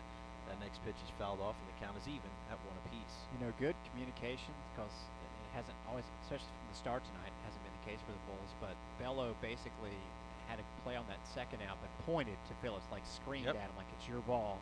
And then in that case, Genord yelled that he couldn't see it. He lost that ball, and that's when Phillips started over, or Santos started over to make the catch. Communication is key. Here's the 1-1 to Phillips. What'd you say? Communication is key. Good. I wasn't listening. Nice. Listening is important. Excuse me? 2-1. That's 2 balls and 1 strike to Phillips. And he's kind of a half swing there. He got a little fooled. And now the count is even at 2-2. A really nice pitch there by Jordan Merritt. It's not every day that you see Kyle Phillips kind of get thrown off. He's one of the more consistent hitters on this Bulls team. Here's the 2-2 fastball, protecting. He fouls it back. And that previous pitch, I mean, Phillips really does love to pull the ball, and that's, you can't pull it the way it was, the trajectory, and that would have been hard to get on top of and square the other way, so that was just a darn good pitch. Yeah, and then he might have killed somebody in the USF dugout. We don't want that. Nope, we don't. Here's the 2-2. Breaking ball again. Phillips a better swing on this one, but he pops it up to shallow center. The shortstop Scholes out there and makes the grab for the first out of the bottom half of the fifth. And that'll bring up Jake Sullivan. He reached in the first on a hit by pitch. Rounded out to the pitcher in the third. Really, really difficult pitch to handle there, and that's basically all the contact you can hope to make off of it. Stewart incidentally on 51 pitches, Merritt on 53, so that's no small thing. We have to stress what Baron Stewart's doing tonight, which is his job. He has not walked anyone. First pitch to Sullivan in there for a breaking ball, just a touch high, 1-0. Seems like that's 2 hitters in a row now with that abbreviated leg lift to start the hitter off. Here's the 1-0. That ball's hit hard, deep to left. Back goes Judkins. Back. It's gone! Jake Sullivan That ball was crushed. He takes that breaking ball, that 1-0 breaking ball, and deposits it over the fence in left field, and USF takes a 2-1 lead. Wow, they actually made solid contact against that kid. I was starting to think that might not ever happen in this game, and you know how many home runs Merritt's given up this season now? That'd be number 2. Wow. And you know what? That breaking ball that's done so well this year, we've kind of been enamored with the slurve. But the 2 times it really didn't break all that much were the run-scoring hits for the Bulls. The Joe Ginorda RBI single, the scorer Kyle Phillips, and then the home run right there by Jake Sullivan. And that's Jake's 2nd home run of the year, 14th RBI. Not too bad against your dad's alma mater. There you go. Jordan Santos steps in, takes a breaking ball in there for a called first strike. Santos 1 for 2 today, singled in the first, flew out to center in the third. The right guy, right spot here after a home run. Santos very patient at the plate, like another leadoff hitter. Takes that fastball away, 1-1. There's a phalanx of kids out there trying to grab that ball. About 5 kids in left field. That's pretty cool. Go get you a home run ball. Yeah, man. It doesn't matter. High school, college, pro, the kids want that ball for sure. That ball's taken away, 2-1. USF, one of the, trying to think, few stadiums I've been to that really doesn't have outfield seating. I mean, you could sit out there if you want to, but get away from it all. Would be the best vantage point. That ball's fouled away, 2-2. Actually, if you really wanted to heckle, you could sit in left field. You could. Right field's the dugout. I'm sorry, the bullpen for the Bulls. Can't do there. But left field, you could technically. Yeah, you could give the left fielder an earful out there because you could just sit there in your chair and let him have it. It's not giving anybody any No ideas because we'll come after you. Here's the 2-2. And that ball's fouled away. You don't want those fans. No, we don't want them. You don't want those fans. You know where they had a lot of people in left field is in Greenville at ECU. They had everyone sitting on their back of their pick-em-up trucks and sorted rides. That's the way to do it. Yeah. Get set up that way. Have some nice beverages out there. Wichita was big on that. 2-2. That ball's fouled back. Almost got ourselves a souvenir. Out of all the games you've done, have you had any here? No. We're pretty much a physically impossible place for it to go. Although Jim Lau said it happened once. Yeah, that ball. It has to be a left-handed hitter, and the ball has to have so much backspin that as soon as it goes over the net, it goes so far down. It's probably a near impossible. Oh, that ball's crushed to right center field. That ball will get down and find a gap. Santos will head to second. Trouble out there is McCarthy, but he'll pick it up and throw it in. And Jordan Santos with a 1-out double. Well, now they're starting to find holes. And, well, I guess Sullivan found one over the wall, but this is great to see for the Bulls and finally timing this kid up. It's awesome to see. And this is their best pitcher. So if the Bulls score maybe another run against him, you're in good shape, or at least you feel you are, the way that Stewart's pitching, the way that the Citadel's hitting. And still nothing shaken down there in the Citadel bullpen. I wouldn't be surprised if you did see something here in this inning. And that'll bring up Joe Ginorda just for about 5 seconds because they're going to put him on with an intentional walk. Probably a smart move in their case for sure. Not messing around, and that's the only downside to Joe just having such a reputation. You've seen other schools notice it and not give him much to hit. I figured a team like the Citadel might not go that route because what are they going to lose a chance of getting to the NCAA tournament because they give up a homer to Ginorda? But no, they're smart. Well, partially that, and partially because Chris Chatfield stepping up to the plate, 0 for 2 with a pair of strikeouts today. Coach will come out. Mentioned to the mound. Greenville, ECU is playing, and we can let you know what's going on in the other series around the conferences. Is going to have a meeting at the mound here. ECU is hosting UConn, and ECU was up at that game last check 3-1, which is significant because the Huskies have a really good Friday night starter, in this case Thursday night, Mason Fioli, and I guess he had 3 balks in 1 inning. You talk about getting something in your head. Wow. Well, that, incidentally, series, after they finish tonight, they're going to do what we're doing, and that is doubleheader Saturday. Interesting, they're going, in a conference series, they're going with 7 innings in the middle game. Really? Which is a little unusual, but that's got to be agreed on both teams, so that's what happened. In fact, it's now still 3-1 ECU. Jake Agnos, the Pirates starter, 11 strikeouts, and that's a good bounce back for them after going out to UCLA last weekend and getting swept against the #1 team in the country, but playing well. And I tell you what, that ECU team, we saw that when they were here. Their runners at times a little happy off the bases, kind of getting in the pitcher's head.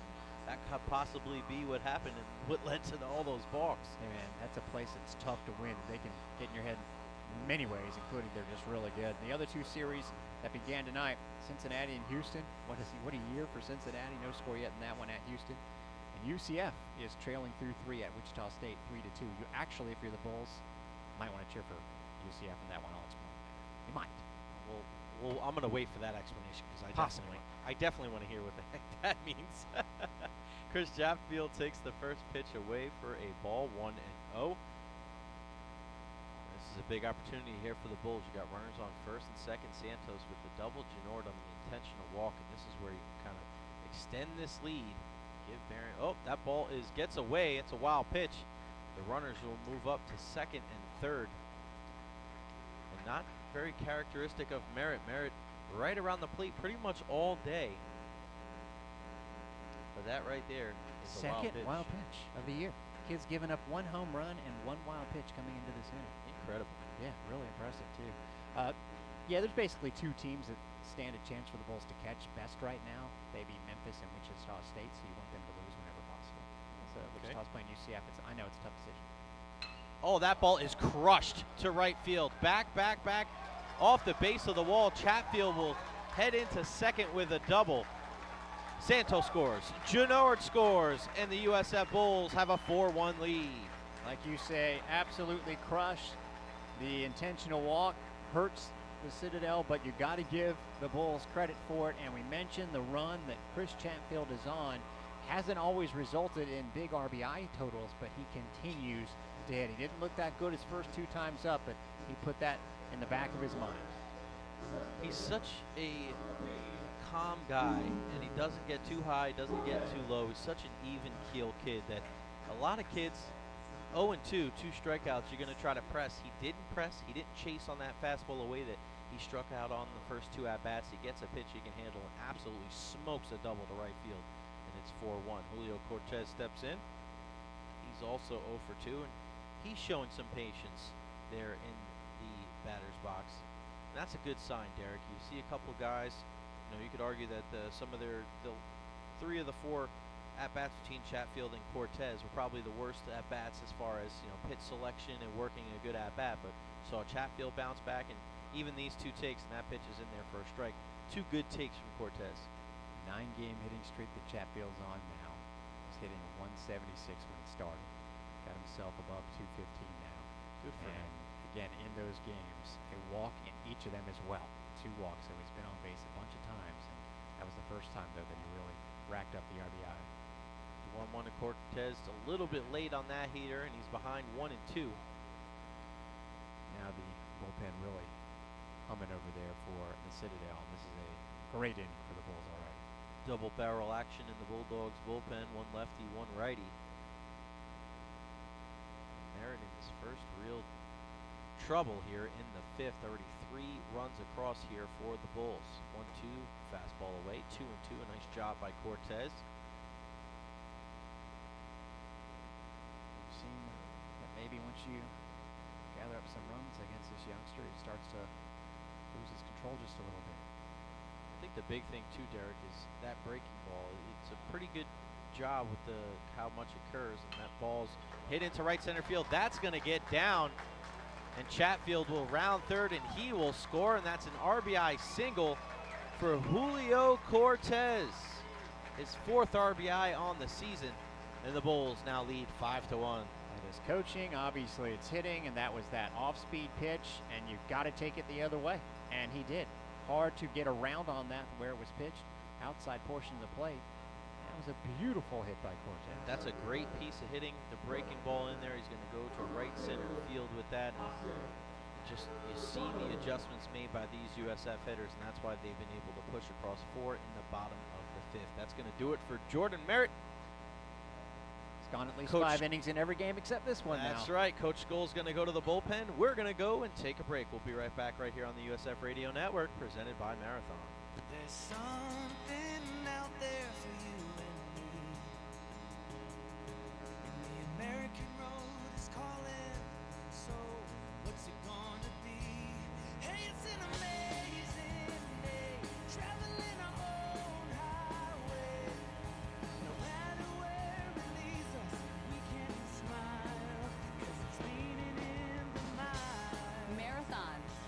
the American spirit. When it comes to cancer, defense isn't always the right strategy.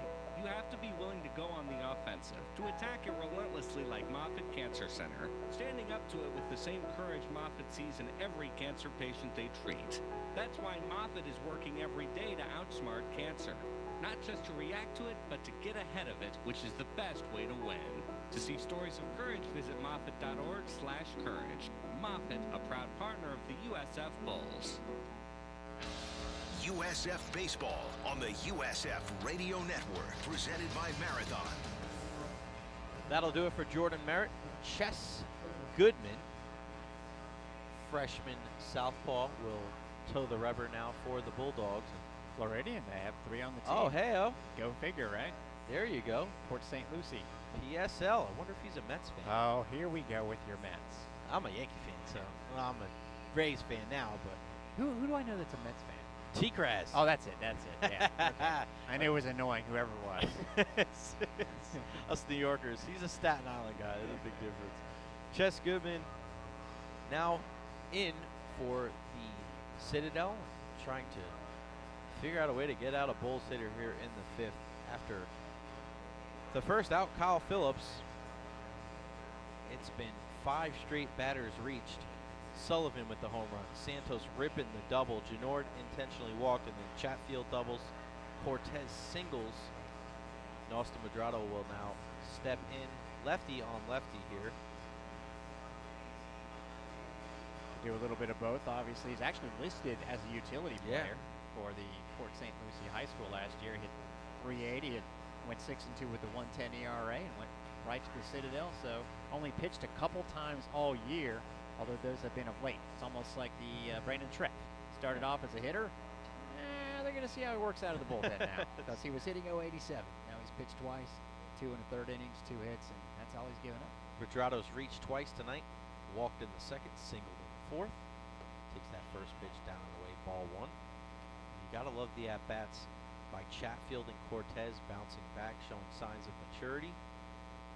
Medrado, I love his game so far today, Derek. Not expanding the zone, and also with his single, showing some speed with that nice bunt that he had. Now lefty on lefty, he'll be really challenged. He'll take that breaking ball in there for a strike. Yeah, that's one of the things that's probably going to get forgotten in this game. We'll try and keep reminding you of it, and that is to see him get it going. That was no sure thing, that walk. He was down 2 strikes in that count. Again, he's been striking out a lot. And then the first pitch bunt to get that hitless streak ended. Throw over first. Cortez gets back, and you see the defense adjusting here now, Derek. Last time up, and I know there's a runner on first, but still you'd have a pretty heavy shift on even with a runner on first base. But O'Brien playing a much more traditional third base. He's still well off the bag, but he's not as close to second base as he was before.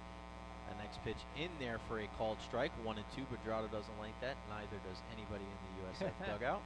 First grumbling we've heard from the fans tonight. That ball looked a little high off the release there, and might have ended up at the very top of the zone. 72-mile-an-hour off speed, and looked like a little bit of a change piece there, but Medrado still with something to work with here. On 1-2 fastball, he fouls that away. Fastball coming in at 84. So it seems like that fastball for Goodman is around the 82-83 range.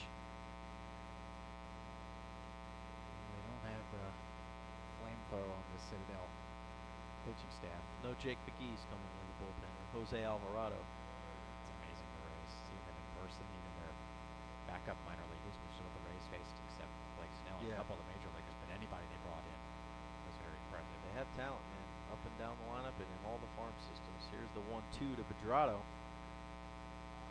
Oh, and then kind of a hesitation there from Cortez. Looked like a delayed steal. Yeah. Went about halfway, came right back. No throw from Leisure behind the plate.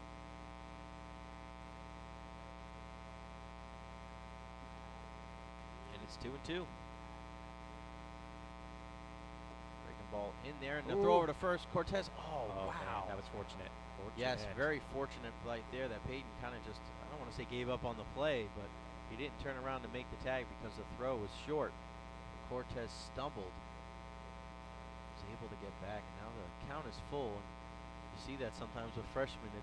It's an experience on the base paths at times. Here's the 3-2.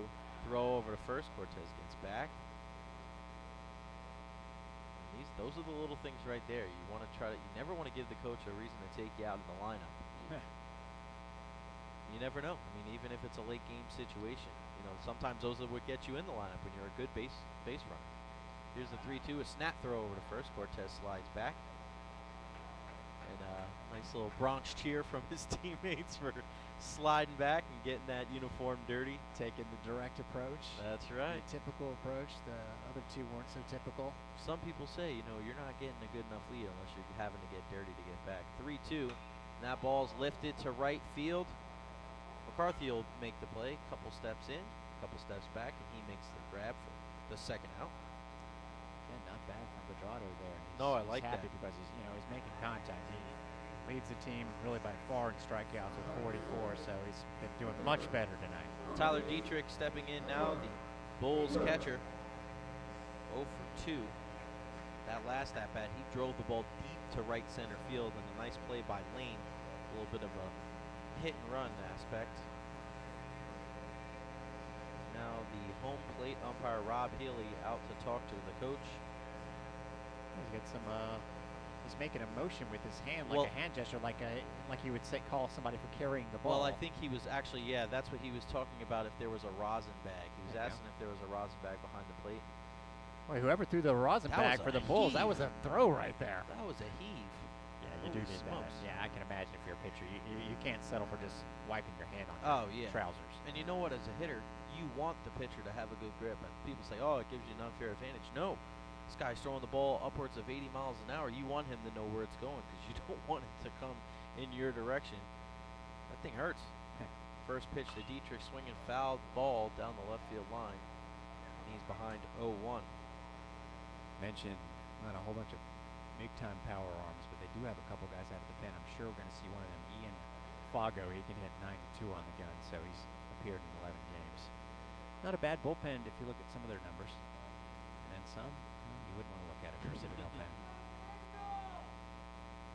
Dietrich behind 0-1. Cortez leads off first. Fastball. That ball's down, 1-1. They have 4 guys out of the pen: Fago, Pillsbury, Bielakis, and Buster. I like that Jordan Buster with at least 10 appearances each, all with a 4.3 and below ERA. So not bad pitching staff. I like Pillsbury too. Big fan of Biscuits. Nothing negative about that. That's right. One of those things in life. That's right. Fouled away. And Dietrich behind 1-2. Jay Retcher, Derek Sharp here with you. USF leading the Citadel 5-1 in the bottom of the 5th. Beautiful night for baseball at the USF Baseball Stadium. Pretty good crowd for a Thursday night. On an Easter weekend? Yeah. Maybe I'll reconsider and go 7 innings in that first game on Saturday. I can lobby for it. Yeah, why not? That ball's down, 2-2. I mean, take 7 innings is enough to. Most of the time, the team that's ahead after 7 wins, right? Sometimes. We could take it for tonight, maybe. Hey, how about after 5? You ever called a doubleheader, Jay? That's why I'm lobbying right now. The Bulls kind of had a split doubleheader against UCF when they had to resume after the weather up there, but that was just, we were in the 7th inning of the second game, so it was tolerable, but 18 innings in one day, man. That's a lot. By that 16th or so, you start to lose your focus. Start looking out. As long as the players don't. That's right. The ball's taken away, full count. Dietrich doing a really good job of battling Chess Goodman here, the freshman southpaw for the Citadel. Cortez on first with an RBI single. He will be off with the pitch, but you got to be aware. Goodman thrown over to first here. Goodman deals. That ball's taken in there for a called strike, and that will do it in the 5th for the Bulls. 4 runs pushed across on 4 hits. No runs. 1 left on, and we head to the 6th. The USF leads the Citadel 5-1. You're listening to the USF Radio Network, presented by Marathon. When it comes to cancer, defense isn't always the right strategy. You have to be willing to go on the offensive, to attack it relentlessly like Moffitt Cancer Center, standing up to it with the same courage Moffitt sees in every cancer patient they treat. That's why Moffitt is working every day to outsmart cancer. Not just to react to it, but to get ahead of it, which is the best way to win. To see stories of courage, visit Moffitt.org/courage. Moffitt, a proud partner of the USF Bulls. Hey, Bulls fans! When the Bulls win, you win with Papa John's Pizza. This season, get 50% off your regular menu price online order at papajohns.com the day after the Bulls win. Use online promo code USFWins. Papa John's Pizza, the official pizza of USF Athletics. Online offer valid at participating locations. Better ingredients, better pizza. papajohns.com. USF Baseball on the USF Radio Network, presented by Marathon. Welcome back to the USF Baseball Stadium. The Bulls lead the Citadel Bulldogs 5-1. Jay Retcher and Jared Sharp here with you. And Baron Stewart. Remember him? Remember him? It's been a while. Yeah. You know, we talk about losing our focus towards the end of the game, which we haven't yet, by the way, just to clarify. But this is going to be a test on if he's been able to maintain his. So what he's done so far needs to keep doing. It's been masterful to watch, but you've been out there for a while watching, and obviously you feel better about being ahead 5-1 than the last time we left. It didn't look good for him. Had runners on the corners, and he got through it. And now try and get through this inning. Maybe you can allow a run, but just get through it. The big thing here, Derek, is going to be the first batter. Back to the top of the lineup for the Citadel, Ryan McCarthy. He had that single in the first, and he came around to score the only run for the Bulldogs. He also grounded out to second to end the third. This batter right here will tell us a lot. First pitch, fastball off the outside corner, 1-0. Coach Mole looking at Baron Stewart saying, this is your game. You got a 4-run cushion. Go out there, pound the zone, give me some length so we don't have to go deep into this bullpen. Next pitch, touchdown, 2-0. That changeup has been really good for him. Just a touchdown there. He's been getting some swings and misses on it, so he's just got to stay focused, go right back into the zone. Pitch is down and in, 3-0. Kind of the thing we were a little worried about. And it's easier said than done. People go, oh, it shouldn't matter, just go in there and throw strikes. Well, when you're in a groove for 5 innings and then you take an extended break, it's not easy. That pitch is in there for a called strike. And it's not just that it was a long inning. You also had a pitching, a long inning because of the hits, but it was a pitching change and a lot of deep at-bats. It's not easy. Here's the 3-1. That ball's in there. Ground ball, Santos to his right, and that'll find its way through to center field for a leadoff single. Ryan McCarthy now 2 for 3 on the evening, and the Bulldogs have their leadoff hitter aboard. Getting it back going for them. 2 hits today. Came in batting .295, but just 2 hits in his last 5 games. He actually had a stretch of games this year where he went in consecutive games 3, 2, 2, and 3 hits. He was hitting .429 at the time. So a guy that's sort of slumping it late, but you see him get on twice. You can't get frustrated with it. He's got a pretty good swing, so no surprise that he got back to his hitting ways in this contest, and that pitch is in there for a called strike. Tyler Corbett stepping up to the plate. Put it on the ground twice so far. That's right. You get another one here. Yeah, I was thinking the same thing. Get a double play. Here's the 0-1. That ball's fouled straight back. 0-2. Nice job there. Stewart dialing right back in there. And whether he gets it on one play or eventually in the inning, 2 outs in this inning would give him a career high. He's pitched beautiful. 5 1/3 is his career high. Actually, last year, 3 games where he went at least 5, but never beyond that first out in the 6th. Stewart 0-2. Sets and fires. That ball's fouled away. Kids? Oh, anybody? So many kids were acting like they could have caught that, and then at the end, they didn't exactly what you call closing the ball. Ball actually closed on the one kid. That's right. I want to catch it. If I don't catch it, I don't want it. Yeah, really. I don't want it. If I'm not catching in the air, I'm not doing it. If you do, don't react like you did something. That's right. Just picking it off the ground. Here's the 0-2 to the 2-hole hitter for the Citadel. That ball is nubbed down the right side. And Jador with a little bit of an ole, and he's kind of just standing there like, I probably should have had that one, but don't worry, Joe. It was a foul ball, no biggie. Update with ECU with their first, I keep wanting to say Friday starter on a Thursday. It just sounds weird to say, but anyway, Jake Agnos, 12 strikeouts in UConn. They go to bottom of the 7th. It's a close game, though. ECU still up just 3-1. You kind of actually holding them down. That's a tough offense to hold down. Oh, for sure. We saw that here just a couple of weeks ago. Here's the 0-2, and he swings. Strike 3. Nice job. Good pitch there by Baron Stewart. That breaking ball at 81. And that's one away here in the 6th inning. A nice pitch. That'll bring up the first baseman for the Citadel, Ben Payton.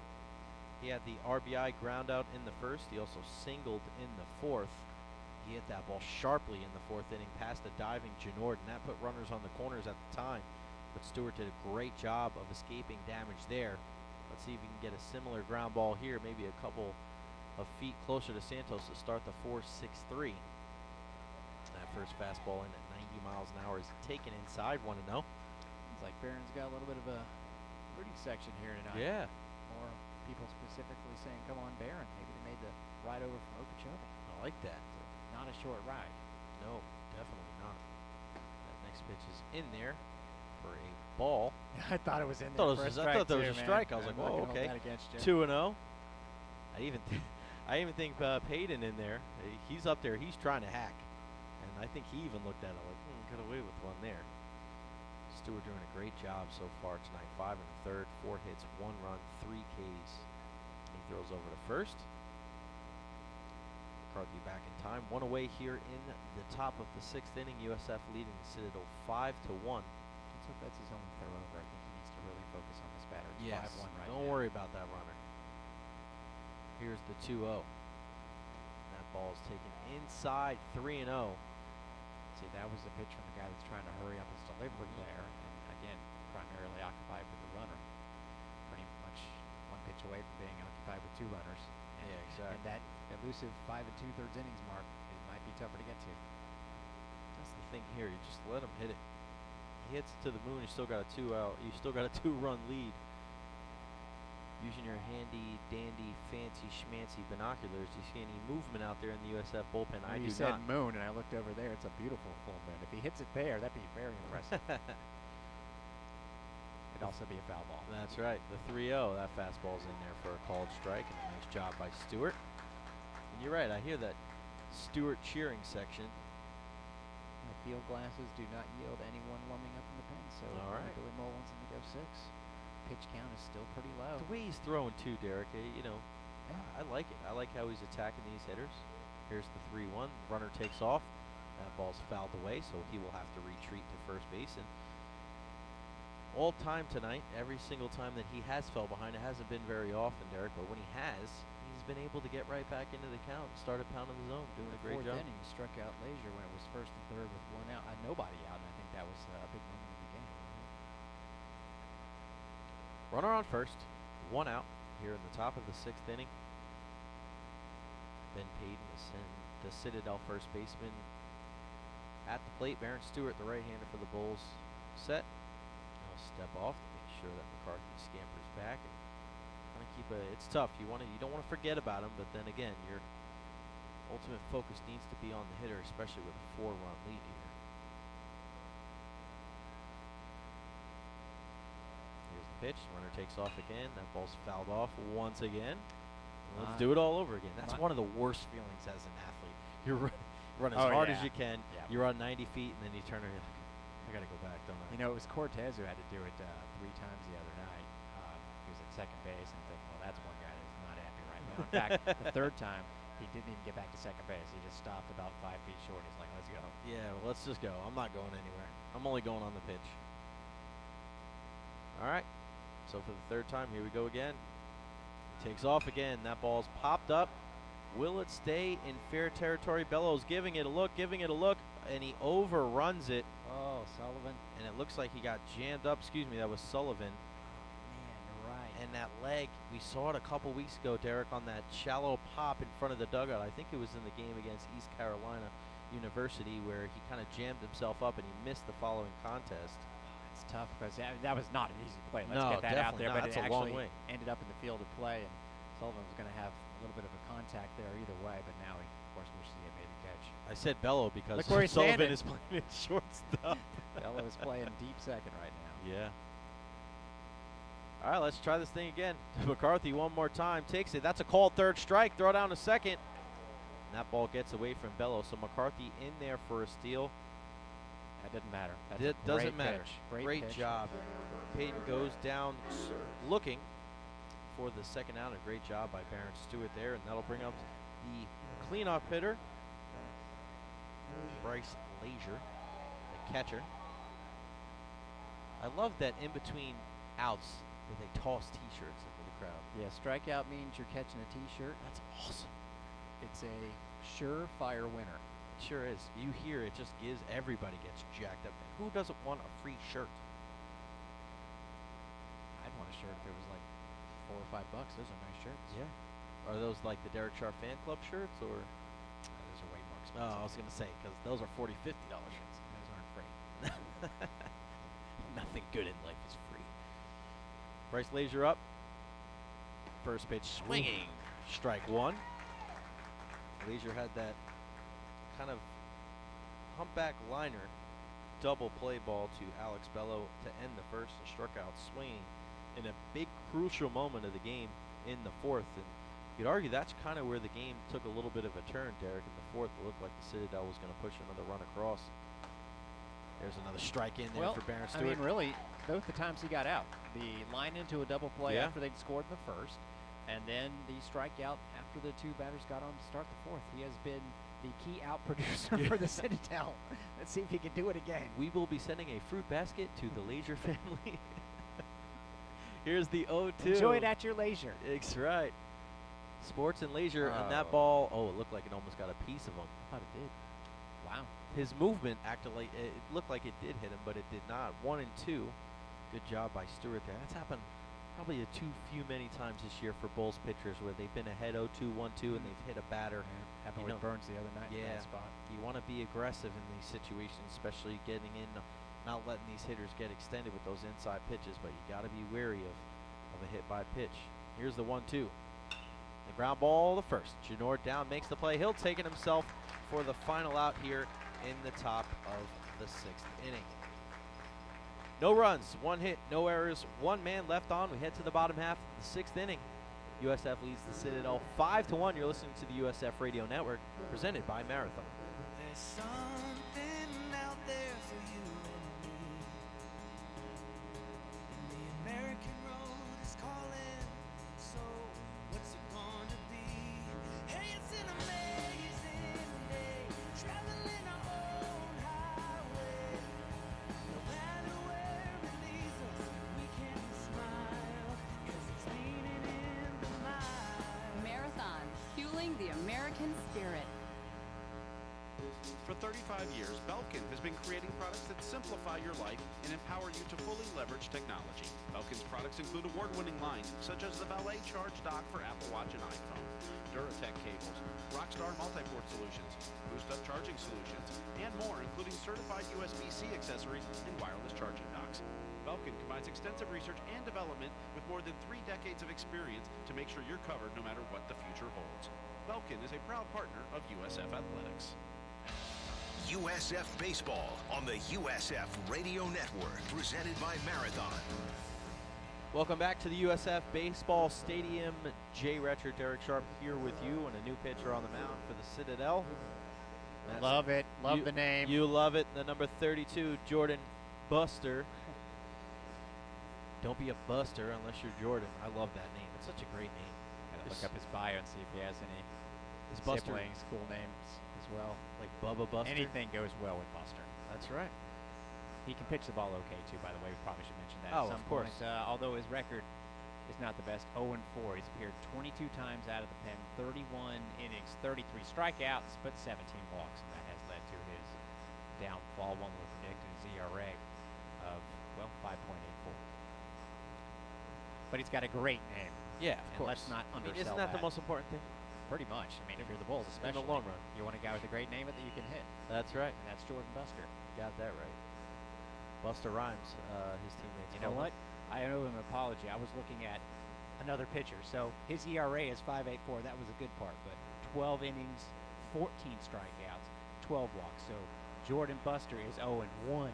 Okay. I won't even say who the 0-4 guy is until he comes in. I apologize if the Busters are watching. Good man. All right, Alex Bellows stepping in to lead it off for the Bulls. Grounded into a fielder's choice in the second to end the second, and grounded out to third to end the fourth. So him being up with 2 outs, not his strong suit tonight, but maybe leading off the inning will be the key for him. And you look at the first baseman, Payton, out there. The second baseman, Corbett, so close to second. Push bunt down the right field line, or the first base line. That might be the key to success. He takes that first pitch fastball from Busta in there at 87 miles an hour for a strike. Bello, a big swinger. He's a guy right up on top of the plate. He's made a big impact on this game today, Derek, just with his defense. Oh, sure. And that ball crushed to right field. Back goes McCarthy. Oh. Ooh, a little bit of circus catch there. He took a first step in. They always tell you a first step back. He ends up having to take a couple steps back, almost into the warning track, but he makes the grab for the first out. And again, Bello continues his trend of trying to go the other way. I like Clearly that. something he's working on, and he's got more power than you would think from that 5'6" frame. And it's only going to get better as he goes on, because he's going to get bigger, he's going to get stronger. And he's going to be a key member of this Bulls lineup for many years to come. We'll go back to the top of the order here now. Kyle Phillips, 1 for 3 on the day. Singled and scored in the third. Takes that first pitch down for a ball, 1-0. Grounded up. Troy Buster, by the way, last year, 59 Ks and 42 innings. He's been a Bulldog. 28 appearances as a freshman, 31 2 years ago, and 23 more last year. Definitely a dependable arm out of the bullpen for Coach Skoll. The fastball's taken high, 2-0. Phillips, kind of the perfect guy you want at the top of the order. I always like my leadoff hitters, guys that are patient, but guys that can really swing. That pitch is fouled off. A good cut there by Phillips. And you really can't rest at all when you have a guy like that at the top of the lineup, because, yeah, you might try to get me over fastball, but if he is swinging, whew, gotta watch out. Here's the 2-1 to Phillips. That ball's crushed between the 3-4 hole, and he's on for his second hit of the night. Right on cue, Kyle Phillips takes that pitch, deposits it in the right field. Just got such a pretty swing. You just don't take that for granted. You always feel like he can do that. You're always surprised when he doesn't come up and produce something, or at least hit the ball hard for an out. Just putting the bat on the ball is so key for him. And that'll bring up Jake Sullivan. The big swing of the evening so far. His solo shot in the 5th. He also reached on a hit by pitch in the first, grounded out to the pitcher in the 3rd. This is a recipe for success for this Bulls team. You got Phillips on base. Jake Sullivan swinging a hot bat. First pitch in there for a called strike. 0-1. It's got to be good to have a nice performance against your dad's alma mater, which we alluded to in the pregame. You can always say, hey, Dad, my alma mater beat yours. Pulled it off, too. He really got it going. Yeah, he did. And there goes Phillips. And he'll be in there with a stolen base. Nice job by Kyle there. His 5th stolen base of the year. 5 for 5. And he's not a guy that is going to steal a ton of bases, but when he does, he's the perfect example of it's not about being super fast. It's about being a good base runner. And that's what I've seen from Kyle Phillips in his career here at USF. He's just such a solid performer all around. Agreed. Good speed, underrated. Sullivan behind 0-2. Phillips leading off the second. That ball's down. A nice secondary there for Phillips. I like how he's taking that lead. He's trying to get to third base any way possible with less than 2 outs so he can score without the benefit of a hit. And you want to keep an eye out for that 0-2. High fastball or a breaking ball in the dirt, so you expand your secondary lead. Saw that on Phillips, but a great job behind the plate by Lazier there to keep the ball right in front, because if that ball gets away just a little bit more, Phillips is probably standing on third. Here's the 1-2. That ball gets down again. Again, you see how far that secondary lead for Phillips is. Well, his base running you mentioned just now, but remember first inning is when he advanced on the breaker by Good point. Jake, and then the long fly ball to center, which wasn't a guaranteed advancement. That's how he scored on the ignored single. I think he would have anyway, but the fact is he advanced twice. We didn't have to worry about a play at the plate because of that good base running. That pitch is away, 3-2, and that's the kind of beauty of baseball. There's so many games within the game. I mean, you start with the confrontation between the pitcher and the hitter, and then you have the guy that is on the base pass. We saw it in that ECU series with their guys, and that kind of, we're not sure because we're not there, but that probably led to that big 3-balk inning in their game tonight. Here's the 3-2 to Sullivan. Phillips leading off. He'll take off for third. That ball's in the dirt. Phillips will be in there standing. That's a great play all over. A great job by Jake Sullivan battling back and drawing the walk. Great job by Phillips. As soon as Buster turned to home, he took another 2 steps and then took off as he made his delivery to the plate. And now the Bulls have something cooking here in the bottom of the 6th inning. Derek here, runners on the corners, 1 away for Jordan Santos, who absolutely smoked a double and scored in the 5th.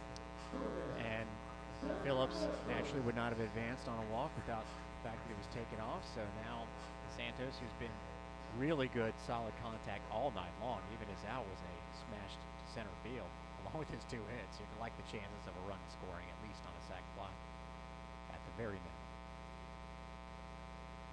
Runners on corners, 1 away. Santos takes the first pitch, breaking ball up and away, 1-0. You mentioned like the games within the games, and so many different things that can be appreciated. That's probably why coaches stick around for so long. Yeah, you know what I mean? In general, hard, baseball man. coaches don't just leave the game at age 35 or whatever. They stick around their lifers. Well, I think as the years go on, the game slows down for you a little bit, and you think about it so far ahead. And there's a strike, 1-1. Especially baseball coaches, and you see it with Florida State, with Coach Mike Martin, and how long he's been there. And there's just so many different decisions. And in baseball, as much as any other sport, you rely on your experience so much. And you say, all right, well, you don't want to let your best player beat you. You bunt defenses, just the little things we've talked about today. It all goes hand in hand with why guys are successful and why guys, as you say, have a long tenure. That ball's taken down, 2-1. And this is an action pitch here, 2-1.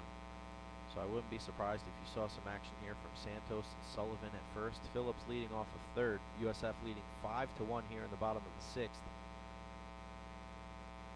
Santos with a 2-1 count. He'll swing and foul that pitch back, 2-2. The softball team, incidentally, with the doubleheader sweep today up in Stores and will play tomorrow, they are at 12-2 in the conference. That's 11 in a row. The team that beat them 2 or 3 Tulsa is in second place after beating UCF, just went final 4-2. So wow, they're hanging around there a game and a half behind the Bulls, but the Bulls are doing their part to stay ahead in first place. Yeah, man. Here's the 2-2 to Santos. That ball's grounded to first. A nice play there at first by Hayden. Over to second for 1 and back to first. A nice turn there by Skoll. USF unable to push any across. A nice 3-6-3 double play to get out of the inning. No runs, 1 hit, 1 left on. We head to the 7th inning. USF still leads 5-1. You're listening to the USF Radio Network, presented by Marathon. Manly Man. Amely Motor Oil tips its hat to the Manly Man. Manly Man. You one time wrestled a bear for $50. Manly Man. You always order the lumberjack breakfast. Manly Man, man, man. And you know that nothing protects your engine better than Amely Elixir Full Synthetic Motor Oil. Family owned and Tampa Bay grown. A-M-A-L-I-E. Better than it has to be. Amely. Amely Motor Oil, proud sponsor of USF Athletics. Hey Bulls fans, Ron Diaz here, and if you need to sell your home for the most money in the fastest time frame, the only names you need to remember are the Duncan Duo and Remax, proud partners of USF. The Duncan Duo can give you an instant cash offer for your home, or guarantee to sell your home in 29 days, or they will buy it. Trust the agents that have thousands of 5-star reviews and have sold over $1 billion worth of real estate. Go to DuncanDuo.com or call or text 813-359-8990 today. USF Baseball on the USF Radio Network, presented by Marathon. Top of the 7th coming up. Barron Stewart still on the bump for the Bulls. And a really solid outing from him so far tonight. Coach Mole has to be happy with Barron. 6 innings pitched so far, 4 hits, 1 run, No walks and 4 Ks, and I think that's the key right there. No walks, 73 total pitches, 51 for strikes. Pretty economical for the Bulls right-hander. Coming up for the Citadel, the number 5 hitter, Andrew Judkins, their left fielder, takes the first pitch in there for a called strike. He flew out to left in the second. He popped up that bunt in the fourth, where it looked like this game was kind of shading towards the Citadel side, but Stewart was able to get out of that damage right there. It's been all USF since then. That second pitch in there for a called strike, and Baron Stewart quickly ahead 0-2. You gotta love the way he's throwing the baseball tonight. Attacking these hitters, not giving any free passes. The 0-2, the ball's fouled away.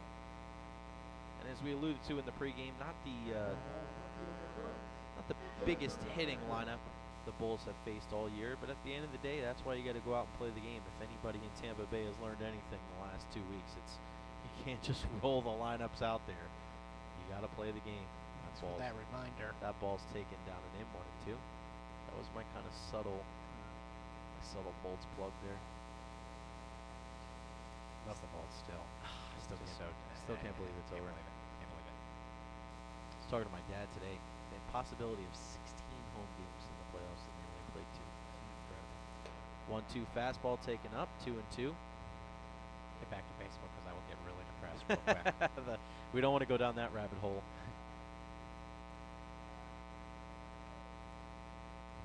The left fielder Judkins in the box, 2-2. He fouls that pitch away, and Judkins you watch him swinging, really is a guy that generates a lot of his bat speed from his upper body. A guy like this, if you can kind of jam him up inside, it'd be tough for him to get that bat around. Here's the 2-2. He does it again, just kind of flicks the wrist out there, fouls the pitch away. That's probably the mindset for this Citadel team. You want to try to get Stewart off of his game and off the mound. Starting to see a couple guys just moving around a little bit in the USF bullpen. But this is Stewart's game if he can stay on this path. That ball's fouled back straight again. We talked about those one-on-one battles. Here it is again right here, where the pitcher is just trying to keep this momentum going for his team. No free passes. Hitter's just trying to do whatever it takes to get on base. A 2-2 ground ball. Genord going to make the play. Tosses it over to Stewart, covering the bag. He has a nice little tumble, a little flip over. But he looks okay, and his hair looks pretty good. I think that's the most important thing. So a nice 3-1 if you're keeping score at home. And that's one away here in the top of the 7th. Seen that hair flip before, not on the field. You know he was dying to do that. Oh, yeah. But you know what? After that longer bat, as you mentioned, that was really a sharp play by Genord. Stewart all over it again. That's kind of how Citadel's only run came across today. It wasn't the same kind of sharpness defensively, and everything's looking sharp right now there.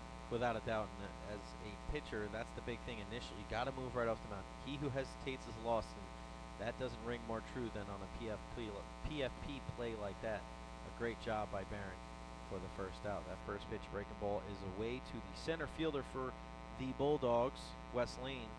The freshman is 0 for 2. Fastball inside, 2-0. Wes struck out looking in the second and grounded to a fielder's choice to end the 4th. And this is the bottom part of the lineup here, Derek, where none of these guys are over 217. So you really want to go after these guys. And that ball is hit pretty well to left field. Chatfield's got a beat on it, and he'll make the catch for out number 2. Tell you what, for not a big guy, and we've seen some impressive stuff from Wes Lane. He's pretty quick, and he gave that ball a ride right there. Yeah, Wes Lane, 165 pounds, can only soaking wet. Can get bigger maybe, but I thought he made a serious bid there. The guy has again just been in the lineup now for a few weeks for them, so I think he's steadily moving up in the order. Now you get to that bottom third where the bullshit thrive again. Classic Chris Chatfield out there in left field, doesn't even keel, cool, calm, and collected, makes that grab for the second out. First pitch to the shortstop, Tilo Skoll, is down for a ball. Tilo 0 for 2. Bulldog shortstop. A couple of ground balls back to the pitcher. Fouls that one back, 1-1. Great job by Stewart, especially these bottom of the lineup guys. No fooling around. Go after him. Good freshman, father's a coach. What do you know? He's starting every game. He actually sat out last year as a redshirt, so that's not how it worked. He had to earn it. But he's pretty much played every game. And you see why. I mean, he's got some skills, and there's a good swing right there. That ball's going to be caught by Chatfield coming in. And the defense on full display here in the 7th inning.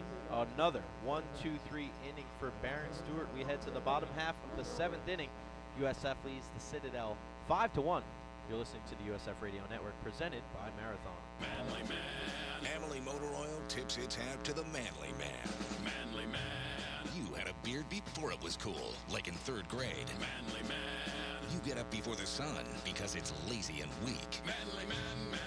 And you know that nothing protects your engine better than Amalie Elixir Full Synthetic Motor Oil. Family owned and Tampa Bay grown. A-M-A-L-I-E, better than it has to be. Amalie. Amalie Motor Oil, proud sponsor of USF Athletics. Hi, I'm Misty Wells, Tampa Bay Times outdoor correspondent. I'd like to invite you to check out my new video series called Let's Take It Outside. Every other Thursday, I'll take you on an adventure to a destination in the Sunshine State or beyond. From the water to the woods, discover ways to enjoy the outdoors with your family and friends. To see me live and in action, go to tampabay.com/outdoors. The Tampa Bay Times. Journalism that matters. USF Baseball on the USF Radio Network, presented by Marathon. Couple of changes here in the bottom of the 7th inning. Looks like behind the plate we get Will Bastion. And on the mound, looks like number 16, Morgan Folks. Makes sense, although only appearing in his 3rd game, kind of a surprise. Remember, though, if you're the Citadel and you're behind 5-1, and face it, you haven't won on the road this year, save your better arms for a doubleheader on Saturday. And sometimes when you have a situation like this, you don't want to run one guy out there for multiple innings, just one guy here, one guy there, and he gets a day off tomorrow on a kind of a 3/4 to a kind of a sidearm delivery for Folks. So we'll see how the hitters in this USF lineup will adjust. Well, it goes back to the importance of being able to chase their starter. Again, Jordan Merritt's guy's gone all but one game, 6 innings, and the Bulls had him out with that 4-run 5th. So Joe Genord steps in. Pretty good night for Joe Genord with a single and an RBI in the 3rd. And he reached on an intentional walk in the 5th and came around to score. That first pitch is inside for a ball. And that's the thing, when you have a guy like Folks who has that kind of 3/4 sidearm delivery, if he's going to miss, he's probably going to miss arm side. And for a guy like Joe Genord on the plate, that pitch is in there for a called strike. Or Genord, if he gets a fastball in the inner half, he's probably going to let loose. 1-1. That ball's popped up in the infield. Folks is going to call it. And he'll make the grab for the first out. And you know what? A lot of coaches out there don't want their pitchers catching pop-up. He called that ball initially and then kind of looked like, oh wait, I'm not supposed to call for this. But in my opinion, Derek, because in high school and in college, the balls aren't as high as major league pop-ups. So I think it makes sense, especially when you look at how the infield is shaded. Do you want your 3rd baseman or 1st baseman running full speed to catch a ball where your pitcher is right underneath it? I think it's kind of one of those things where the coaches that come from the professional level, that first pitch from Chatfield is fouled back, 0-1. When they take that kind of coaching mindset from the pros and take it to college or high school, it's not the same because the elevation of the ball is different. So a play like that, that's your pitcher's ball. Yeah, that wasn't up in the air long enough for me either. So no, without a doubt. I got into a big argument with a guy one time about that, and I go, you want your infielders running 150 feet to catch a pop-up? Come on, man. 0-1. The ball's taken away, 1-1. Chatfield, a really good adjustment to his day at the plate. A couple of strikeouts early on in innings 1 and 3, but in the 5th absolutely hits a screamer of a double, brings in 2, and then came around to score on the Cortez single. Just love the adjustments from Chatfield. He takes high and away, 2-1, and Just a real steady hand there in left field as well. Going back on a ball hit by the center fielder Lane. And then coming in on a ball hit by Skoll. Here's the 2-1 to the Bulls left fielder. He swings. That ball's going to be lifted to left field. Judkins giving it a look on the warning track. Oh, he can't make the grab. Chatfield will be in there at second. And that is ruled a hit. So Chatfield, his second straight at-bat with the double. And the Bulls have a runner on second with one away here in the seventh. I'll try and say it nicely, but that's the first time I've seen this year a ball overpower an outfielder because he's 150 pounds out there, and that thing was high and well hit, still had some pace on it. And he was in a position to make the catch, but it kind of got the better of it. The ball seems to be carrying here tonight, as evidenced by that. A nice job again by Chatfield making the adjustment. Now 2 for 4 on the night with a couple of doubles. That'll bring up Julio Cortez. He had the RBI single to score Chatfield in the fifth. That ball gets away. Chatfield will advance to third base on the wild pitch. So an ever important insurance run there on third base for the Bulls. Cortez struck out in the second, grounded to third in the fourth. Cortez, only his third start of the year. As we mentioned before, a small sample size, but you can tell he really swings it. Infield in for the Citadel. That pitch is away 2-0. The Bulldogs trying to keep the score here at 5-1. Trying to give themselves a chance to just stay within striking distance, but the way that Baron Stewart's been throwing the ball tonight, it's going to be tough to get a couple of runs, let alone just one. Here's the 2-0 to Cortez. He swings and fouls it back 2-1. If you're just joining us again, we will be off tomorrow. No game. Inclement weather on the way. There'll be a doubleheader on Saturday instead of 1 o'clock. That game will start at 11. Game 2 will start 40 minutes after the final out of Game 1. Here's the 2-1 to Cortez. That ball's taken high and in. 3-1. And as a hitter, you love this position right here. You got a runner on third base. You got the infield in. You got a 3-1 count. You know that the pitcher has to come to you. You're sitting dead red, looking one location. You see him flicking the bat. He wants to take a hack, and that's what he does. He fouls it straight back. 3-2. Man, there's not many better positions to be. That's almost like I'm trying to think of visibly a good itching to. Oh God, he was like a mini Gary Sheffield right there. He wanted to hit that ball to Pasco County. Poke it to the left side of the infield. He just wants to rip it there. Yeah, he does. He doesn't want to hit a blooper. He wants to hit a screamer. Here's the 3-2. Foul back again. Nice job by Cortez fighting off that pitch. Tough pitch there by Folks. I gotta correct myself though. I said he wanted to drive it to the infield. That was a home run cut. Yeah. But on your measly singles. Bulls up 5-1, bottom of the seventh here. Chatfield at third with one away. That ball's taking just inside. Cortez will take first on the walk. Close pitch there, but a nice job showing some patience at the plate. You saw how hot he wanted so bad to crush that baseball, but a very smart, patient at bat there from Cortez, and that'll bring up Austin Bedrado.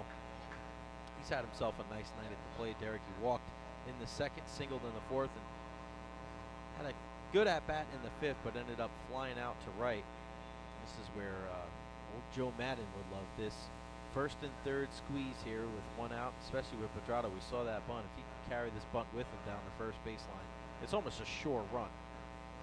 They're really going deep into ride like the wind. Yeah. Christopher Cross, because seriously, Citadel's talking about a play on here. I'm sure the Bulls are thinking about it.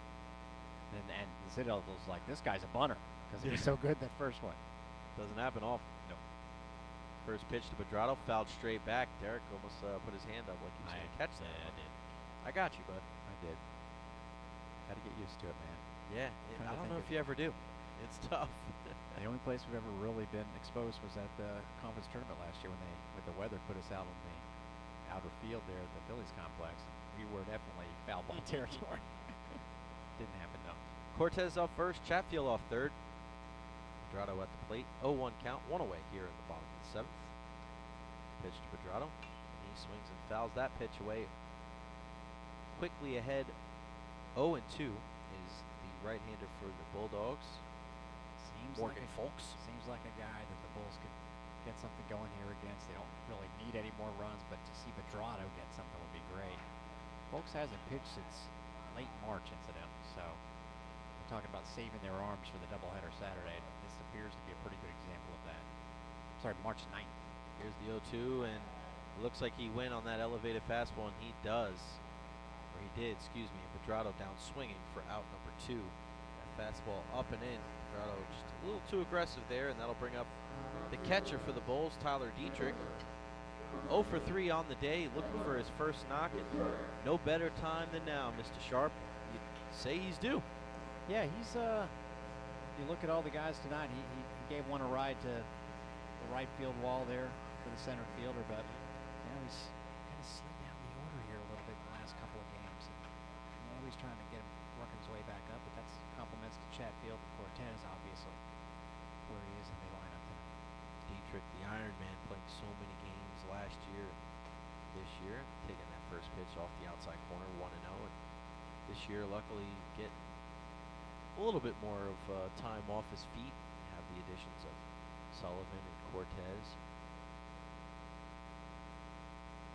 I anticipate that he'd play one of 2 games on Saturday. Here's the 1-0 to Dietrich. Ball's taken down on the way, 2-0. Yeah, that's a, I mentioned Clearwater in the conference tournament. That was the thing where last year he had to play 5 games in 3 days, a couple of doubleheaders, never got a second off. So that's such a nice luxury to be able to not have to worry about that, especially on a doubleheader day. Here's the 2-0 to Dietrich. He's kind of sawed off there to second base. Throw it over to first. That'll be Corbett to Payton, and that'll do it for the Bulls here in the bottom half of the 7th inning. 1 hit, no runs, no errors, 2 left on. We head to the 8th inning. Derek Sharp will retake the reins of the play-by-play duties here, and USF leading the Citadel 5-1. You're listening to the USF Radio Network, presented by Marathon.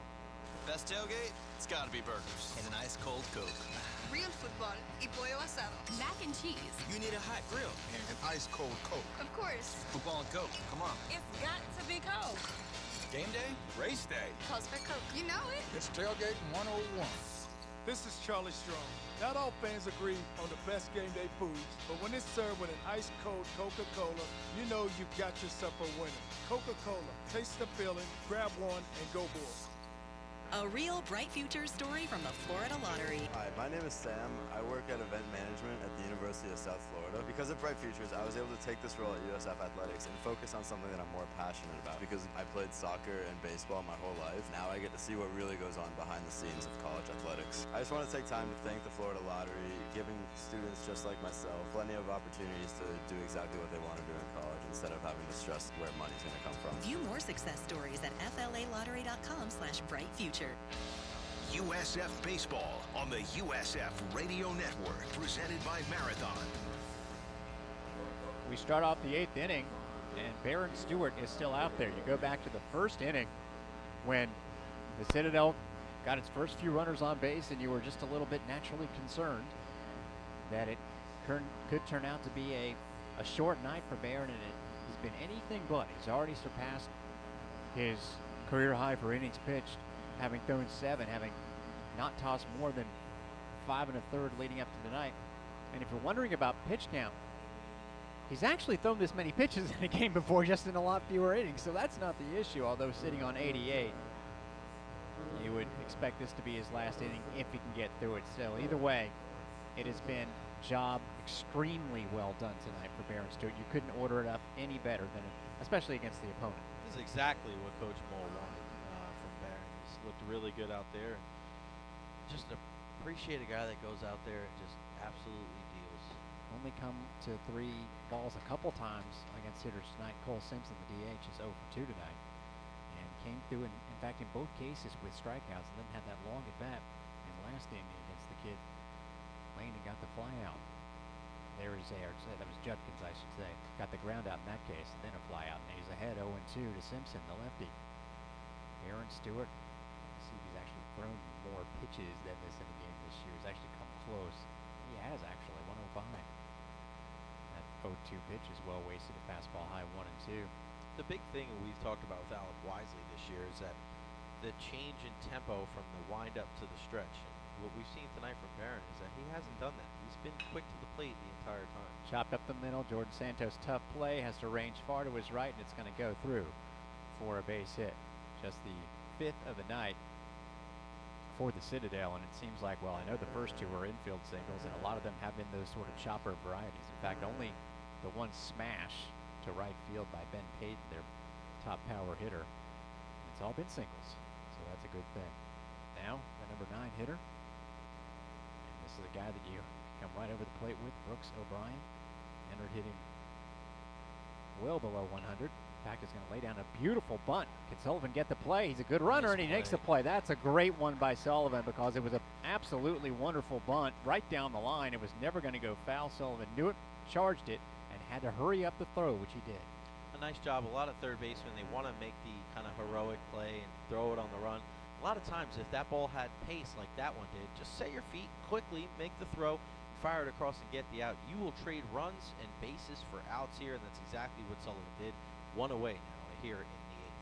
Now Stewart's up to 93 pitches. He actually threw 102 in a 5-inning outing against FGCU this year. So this is, of course, into the 8th. Tells you what a different story we've got going on tonight with no walks and 4 strikeouts. And he starts off the leadoff man, Ryan McCarthy, with that changeup on the outside corner. He's been dealing that to the lefties. McCarthy does have 2 hits tonight.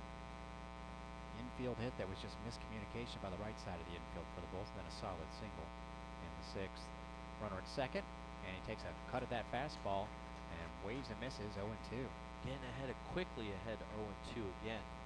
God, he's been so impressive tonight, Barron Stewart. I'll be curious to see how his ERA looks after tonight's game. Yeah, their stats aren't updating with usually it's the yearly live. totals here, but it'll be good. Trust us. It'll be good. It stays on this route. Wants to keep it at 1 right now, 5-1. And a run in would not crush the Bulls, obviously. That ball is fouled off 0-2, but I mean, 5-2 you're okay. 5-3 you start to get a little bit wary. We're still in the top of the 8th, so this game's not over yet. We're not assuming that Stewart's going to finish off this 8th inning, but the way it's been going for him tonight, you just sort of lean in that direction. 1 run on 5 hits for the Citadel. They've only left 3 men out there, so it's really been economical. Got some help behind him. 0-2. That ball will be fouled off. Left side. Gets out of play again. I don't think they liked that pitch, though. That was a breaking ball, but it caught too much of the plate for a guy that's got a couple of hits on the night. Wouldn't be surprised if there was an adjustment here on this pitch, either an elevated fastball or a breaking ball in the dirt that we saw him get a strikeout leisure in the 4th with. Good part of the order here for the Citadel. Ryan McCarthy, again, as Jay just mentioned, with the 2 hits tonight. That one is wasted inside. Much better there. Yeah, see how that one was off the plate. You don't want to give him that good of a pitch to hit on 0-2, and a good job trying to get his feet moving there. Let's see if he comes back with that breaking ball and tries to throw him off bounds.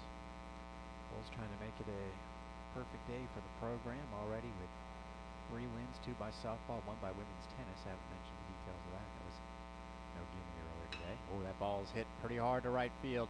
Prado gets a decent jump on it and grits to the ball. Boy, that looked headed for the gap. Yeah, it did.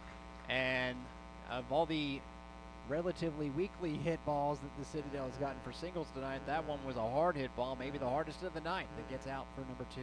Hung up just a little bit too much there for McCarthy, and I tell you what, out of all the things, all the takeaways from today, one of the bigger takeaways is the kind of the speed of Bedrado. He doesn't look like a guy that's the most fleetest of foot, but did a good job of moving his feet on the bases and on that bunt, and then on that play right there for the 2nd out of the inning. Yeah, it was much needed. That one looked ticketed for 2 and a run that would have made it 5-2 with 1 out. And then you're thinking, oh no. And now you may be thinking it's 8th inning over because that ball is chopped high into the air, Corbett, and Genord is going to field it, and indeed, it is going to end quickly. The 8th inning for Barron Stewart. It's probably going to do it for him on his 100th pitch of the night. Barron Stewart completes the 8th inning for him. We head to the bottom half. Bulls on top 5-1. This is baseball on the USF Radio Network, presented by Marathon.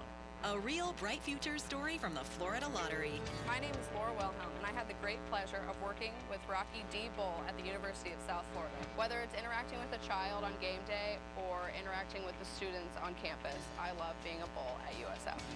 I want to personally thank Florida Lottery for funding Bright Futures, because without that financial help, I would have never made it to USF Athletics and tried out to be Rocky D. Bull. View more success stories at flalottery.com/brightfutures. Yingling Traditional Lager. The beer for drinkers who know how to tap into their inner eagle and spread their wings. So prepare yourself for takeoff and let your night take flight. When your lips meet that cold, crisp amber lager, there's no looking back. So fly over the radar. Tonight's about the lager, and this lager is all about soaring higher.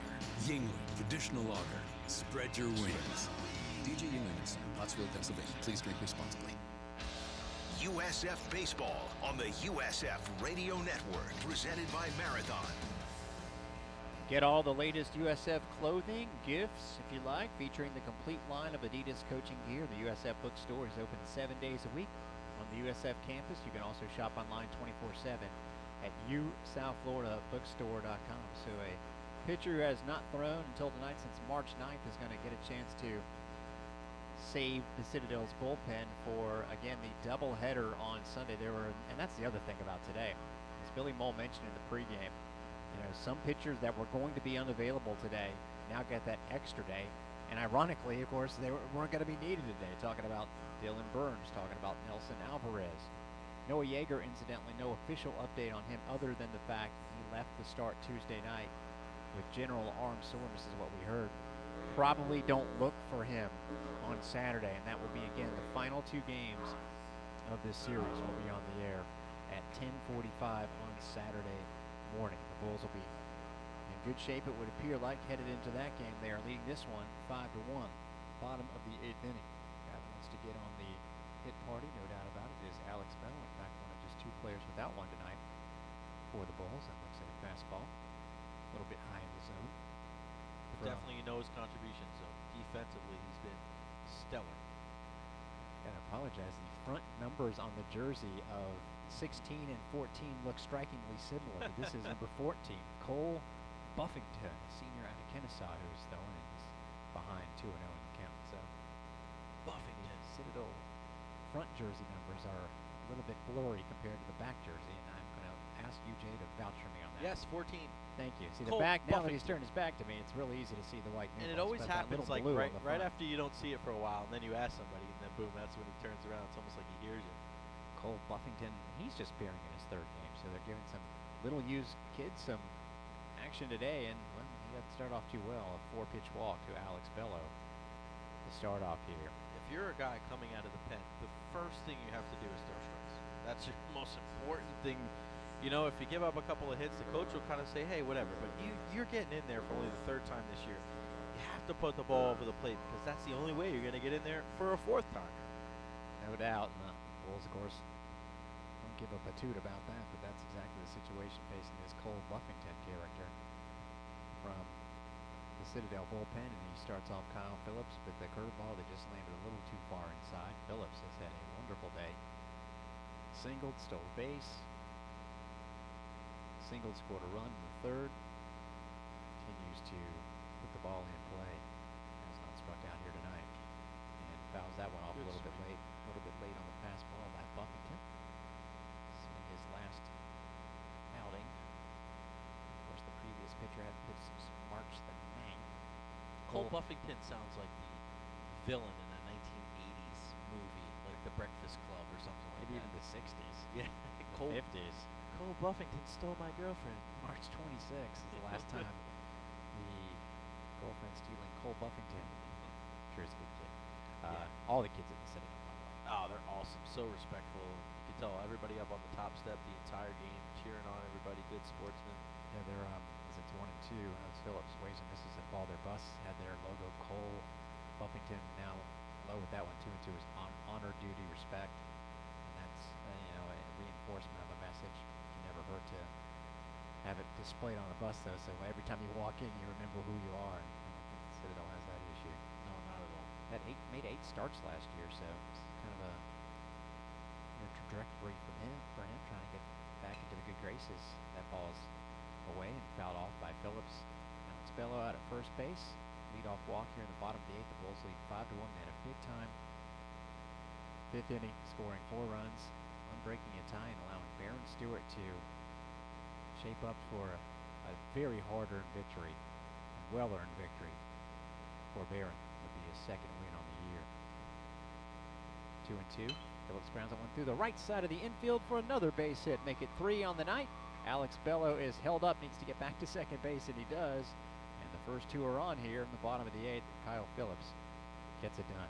Now we have first and second, and it's going to be, like to see this, Feister, Jordan Feist, who I don't know if you heard, jacked one out in batting practice in New Orleans. No way. First career homer, and yes, batting practice counts. That counts, yeah. Absolutely, because it's always a thing, and the wind was blowing out like crazy. Oh, don't say that. No, I'm saying the elements were adding up, conspiring to have it happen, and sometimes the elements conspire to make for a special moment. I love it. Now let's see if Jordan Feist can get a special moment as a hit in his senior season. He's pinch hitting for Jake Sullivan, so he can go right into the outfield, of course, or infield, I should say, as he squares to bump, but pulls it back 1-0. Probably, I'm guessing anyway, that as Sullivan's been playing third base, Feister would slide over to short. Bello would go back to third, but who knows? Feister can probably play anywhere. Oh, without a doubt. That good of a defensive player. And he can also talk smack to Blake Snell on Instagram, so that works. Home runs. Yeah. He drops down a bunt, That's and a beauty, and the pitcher Buffington steps on it, grabs on it, and throws it on over to the second baseman, Corbett, covering nicely, but a perfect bunt by Feist. So, sometimes you don't need to get a base hit. That's just as equal of an impressive moment. Everyone coming out of the dugout to greet Jordan Feist, who advances the runners second and third with 1 away. And that's a really good play by the second baseman, Corbett, getting over there, because it didn't look like he was going to be able to get over there in time, but he does that. Bulls playing a little small ball to get a couple of runners in scoring position. And another pinch hitter. Yeah, and this is interesting because Nick Gonzalez is going to come up, and in the last 2 games, as we mentioned, Bello's been at shortstop. Essentially, the bat of Nick Gonzalez has been taken out, so Billy Mole doing the smart thing here, giving everybody a chance, and Nick Gonzalez with the chance to sort of get it back going here with runners on second and third. In your freshman season, you're probably going to have some little dips, and he's experiencing a small one, not a big one, but had issues with that curveball. Couldn't check 0-1. On the season, Gonzalez, who started off as a starting shortstop, down to 216. 1 homer, 10 RBI, did lift a almost 3-run homer in that blowing out win game Saturday against Tulane. Ended up being a 2-run triple. Squibs that one to the right side. That could score the run, but Alex Bello holds up. And they're going to get Gonzalez over at first base for the out. And was there a discussion that he was knocked out of the base path? No, it's just going to be out number 2. So I'm surprised that Bello didn't come home on the weak contact there, and the runners stay put. Yeah, I understand going with Gonzalez there on the defensive side, but the way Santos hit the ball the last 2 times up and being 2 for 4 on the day, a little surprised that he wasn't going to get an opportunity there with a couple of runners in scoring position to extend the lead. We can predict defensively that it'll be Feist second, Gonzalez back to short, Bello to third, but yeah, you're right. And ball was hit weakly to right. I guess if Bello had a little bit of a lead, he scores. Now do the Bulldogs decide to walk Joe Genort again. They intentionally walked him earlier in the game with second and third and 2 outs. They went ahead and pointed to first, I believe. Do it again, Joe. And Joe's just sort of taking his gloves off. He knows what's coming. And they're going to make a pitching change. And in the meantime, while he's walking to first, a pitcher will walk in from the bullpen. We'll let you know who he is in just a minute. Bulls have the bases loaded now, 2 outs, bottom 8 up 5-1. This is baseball on the USF Radio Network, presented by Marathon. For 35 years, Belkin has been creating products that simplify your life and empower you to fully leverage technology. Belkin's products include award-winning lines such as the Valet Charge Dock for Apple Watch and iPhone, Duratec cables, Rockstar multi-port solutions, boost-up charging solutions, and more, including certified USB-C accessories and wireless charging docks. Belkin combines extensive research and development with more than 3 decades of experience to make sure you're covered no matter what the future holds.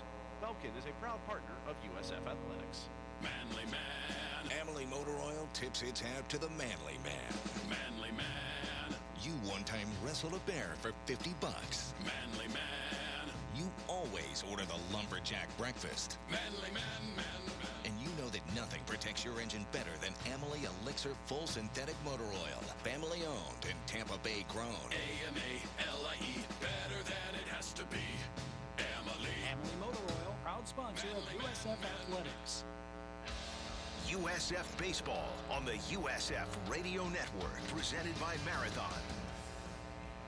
Another pitcher in. We were probably never going to see Cole Buffington face Joe Genord, much less they intentionally walked him anyway. So now a lefty who I'll let you say his name because you've been waiting to say at least the last name of Will Pillsbury. A great name. And he's no flake either. Okay. I didn't say you could say anything like that or even think about it. I'm surprised that even crossed your mind.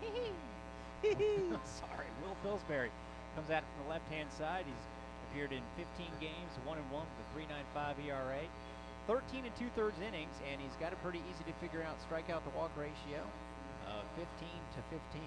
So in his second season last year, pitched to an 8.8 ERA. Let's see what he's been doing lately and come into a bases-loaded situation as they intentionally walk Joe Genord. Of course, lefty on lefty being the thought process here.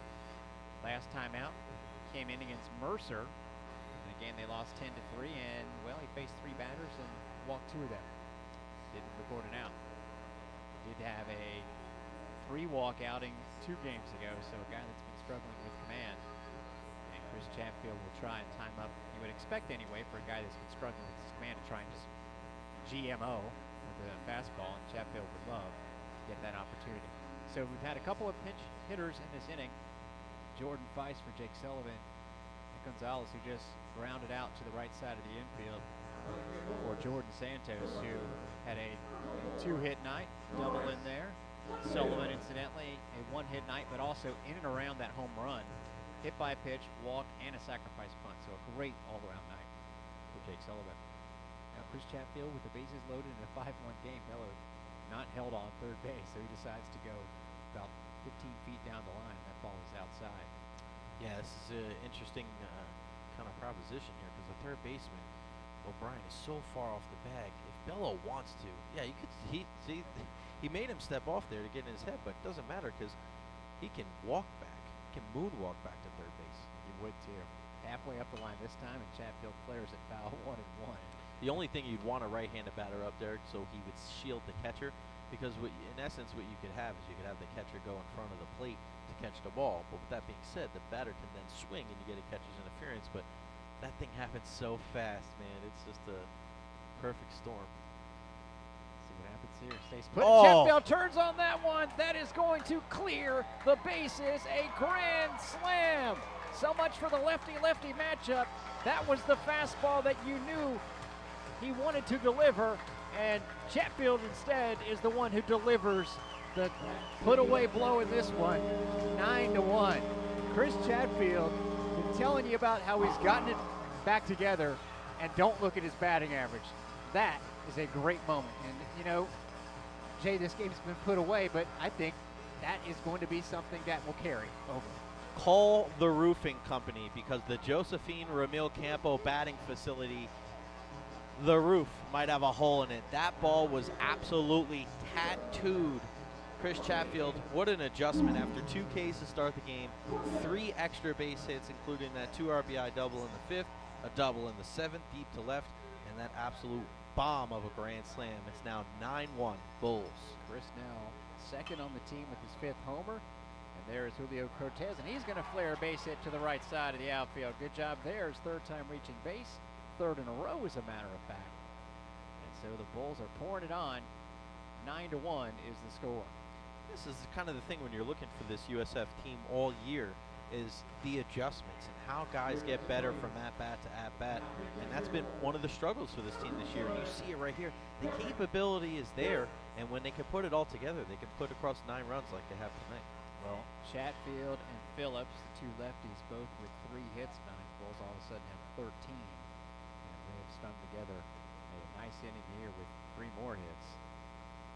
And this is when you wonder about the whole going over to first base thing. Pretty sure that Cortez is not going to be stealing any bags. Could be wrong. Garrett Zach pinch hitting now for Austin Pedrado. 3rd pinch hitter of the inning for the Bulls. Gives us a chance to hear the classic stroke by Billy Squire. See if Garrett Zek can stroke one. Look at the other game. Cincinnati is blanking Houston until just now, but it's still 3-1 Bearcats, bottom 6, and it's a team that has really put together some special season in conference. They walked off UCF down to their last strike. As you know, they came back to beat the Bulls. They're 7-5 in the conference. To be ahead at Houston in the first game is impressive. We saw that when they came in here. We were like, you know, kind of looking at their record, it's going to be a tough year for them, but they were able to storm back and win a couple of games and you know, really take that momentum that they've gotten from the series here against USF to really give them a good conference record. ECU beat UConn 5-1. Jake Agnos ended up striking out 14 8 2/3. The lefty is 3-0 to Garrett Zek now, and the UCF Wichita game is up Wichita 8-5 on the Knights. I mentioned how right now, if you look at the standings, the teams that seem to be most within range are Wichita and Memphis. Therefore, you might want them to lose because you played them both. UCF actually record-wise is within range, but of course they have the head-to-head on the Bulls. Garrett Zek looks at a ball well outside, and pitching change has not worked out for the Citadel here in the 8th inning. Oh, no. 2 on. Will Pillsbury, we told you he's been struggling with his command. It just makes you, with that one walk, the first he's issued, realize how special the night Baron Stewart put together with no walks in his 8 innings. Not a bunch of strikeouts, but that is never part of the equation tonight. And by the way, when Baron Stewart had picked up some of those 4 strikeouts, 2 of them in particular came in clutch situations. So really a fantastic performance by Stewart. Now the Bulls attacking on the runs. For them, it's 9-1. Their second 4-run inning of the game. Tyler Dietrich looks at a strike right down the heart. 0-1. I think at times strikeouts are they're the sexy stat for a pitcher, but you want to pitch deep into ball games. You don't want that many deep counts. You want to attack the zone early, and that's what you saw from Barron. Dietrich dribbles that one foul down the third baseline. 0-2 exactly. You know, that very important moment. What was it? Of course, first inning he got out of it with a strikeout. Third inning he got out of it with a strikeout. But he's had some moments in this game where when he had to dial them up, he did. And you're right, just pitching to contact. It's been fantastic. That was at the 4th inning. That was right. That fourth inning, yeah. First 2 on there. When it was 1st and 3rd. Yeah. You know, after Payton had that single to right, Corbett advanced to 3rd. He gets the strikeout of Lazier, then the pop-up bunt from Judkins. But then you even look at the 6th inning. Right after the Bulls have that 4-run inning, it's 4-1. McCarthy leads off with a single, and he comes right back with Corbett and strikes him out. Exactly. I was looking at the wrong side of my scorecard, but those were the big strikeouts that Stewart has produced tonight, and that was the first strikeout of the inning. But before that, a lot of damage done by the Bulls in the bottom of the 8th, highlighted by a grand slam from Chris Chatfield. We'll turn to the 9th with the Bulls on top now by the score of 9-1. This is baseball, the USF Radio Network, presented by Marathon. Imagining a better bank starts with looking at the savings rates most banks offer and saying, really? Capital One is building something better. You can open a Capital One savings account with one of the nation's best savings rates from anywhere. Like here, or here, or here. One of the nation's best savings rates. Opened online, at a Capital One location, or from anywhere. That's banking reimagined. What's in your wallet? For consumers only. Offered by Capital One NA, member FDIC. Copyright 2018 Capital One. Florida Blue Centers around the state offer answers to your health insurance questions face-to-face. Come in for a health assessment, talk with a nurse, or try a fitness class. It's the place to go for inspiration, motivation, and advice right in your neighborhood. Florida Blue is committed to helping people and communities achieve better health. Visit your local Florida Blue Center because better health starts here. USF Baseball on the USF Radio Network, presented by Marathon. The night ends for Baron Stewart. What a night it was, as he ends up right on 100 pitches, 8 innings, by far a career high, by 2 2/3 innings a career high. Only gave up 1 run, and that was way back in the 1st inning, and got that big double play to end it, and did his job after that.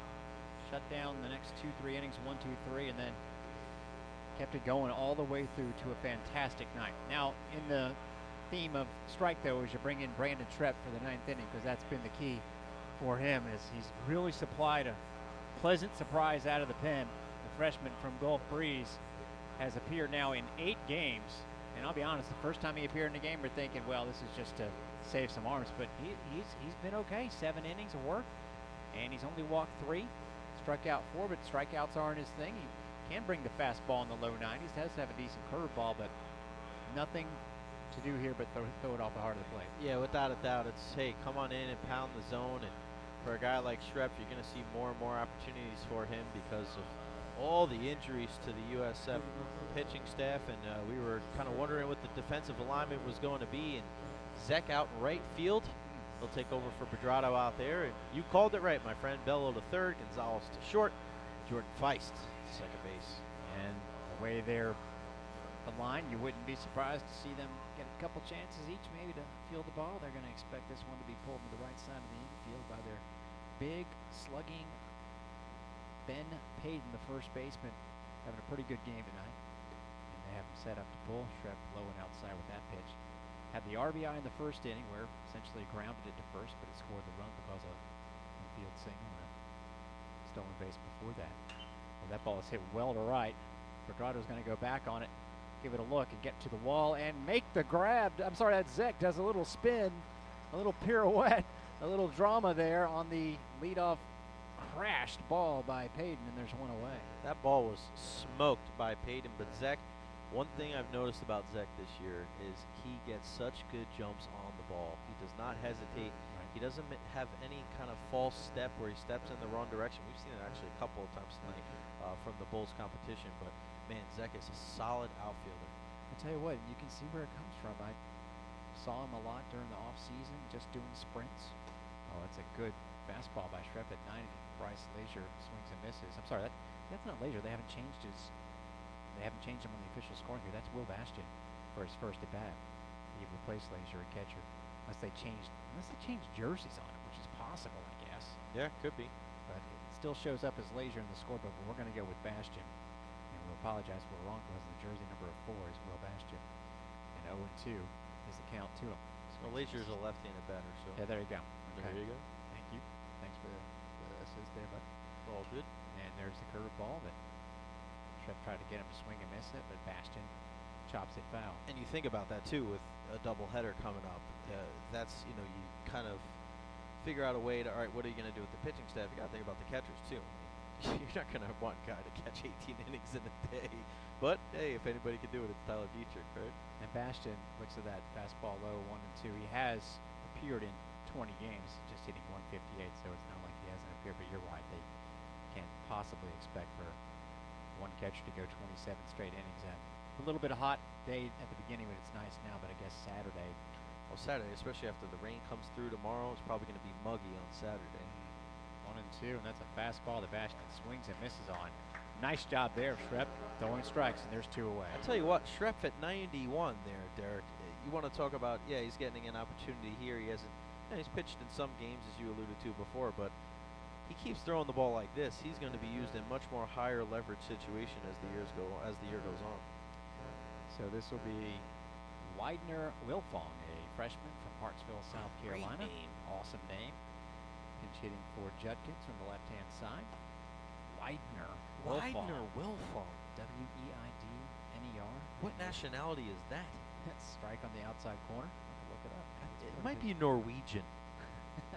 Hey, Norway has last names with G like that. So. If you're right on that, by the way, without looking it up, I'd be very impressed. And that's a strike on the outside corner. Incidentally, the women's basketball team signed 2 new players today. You guessed it, European. Czech Republic and Belgium via Northeastern Oklahoma A&M. 2 big scores there for Jose Fernandez's team. Wilfong looks at that curveball, bounces in 1-2. So Schrep has done his thing. Throwing strikes, just only on 0-2 pitches has he been a little out of the zone here. Wilfong, incidentally, on the season, if you all need to know, 083, 12 ABs, 1 hit. This could be the last batter of the game. Schrep loses a curveball outside. So it's 2-2. Again, the second game of this series will be on Saturday, not on Friday, as the Friday action was preemptively washed out, postponed to Saturday for a doubleheader. 2-2. Bulls haven't walked a man all night long, so let's hope for a strike here from Schrep, and it is right down the heart of the plate. And the Bulls do not walk a man all day long. Baron Stewart with the absolutely stellar performance, goes the first 8 innings, earns the win, and then Brandon Trepp simply finishes it off. 2 4-run innings for the Bulls here today. Started by a solo homer from Jake Sullivan in a 4-1 fifth, followed by doubles the rest of the way with 2 of them, and then the big grand slam by Chris Chatfield for the scoring in the 8th. Final score, USF 9, Citadel 1. Post-game show coming up next. This is Baseball, the USF Radio Network, presented by Marathon. Hey, Bulls fans, Ron Diaz here, and if you need to sell your home for the most money in the fastest time frame, the only names you need to remember are the Duncan Duo and Remax, proud partners of USF. The Duncan Duo can give you an instant cash offer for your home or guarantee to sell your home in 29 days or they will buy it. Trust the agents that have thousands of 5-star reviews and have sold over $1 billion worth of real estate. Go to DuncanDuo.com or call or text 813-359-8990 today. A real bright future story from the Florida Lottery. Hi, my name is Sam. I work at event management at the University of South Florida. Because of Bright Futures, I was able to take this role at USF Athletics and focus on something that I'm more passionate about. Because I played soccer and baseball my whole life, now I get to see what really goes on behind the scenes of college athletics. I just want to take time to thank the Florida Lottery, giving students just like myself plenty of opportunities to do exactly what they want to do in college instead of having to stress where money's going to come from. View more success stories at flalottery.com/brightfuture.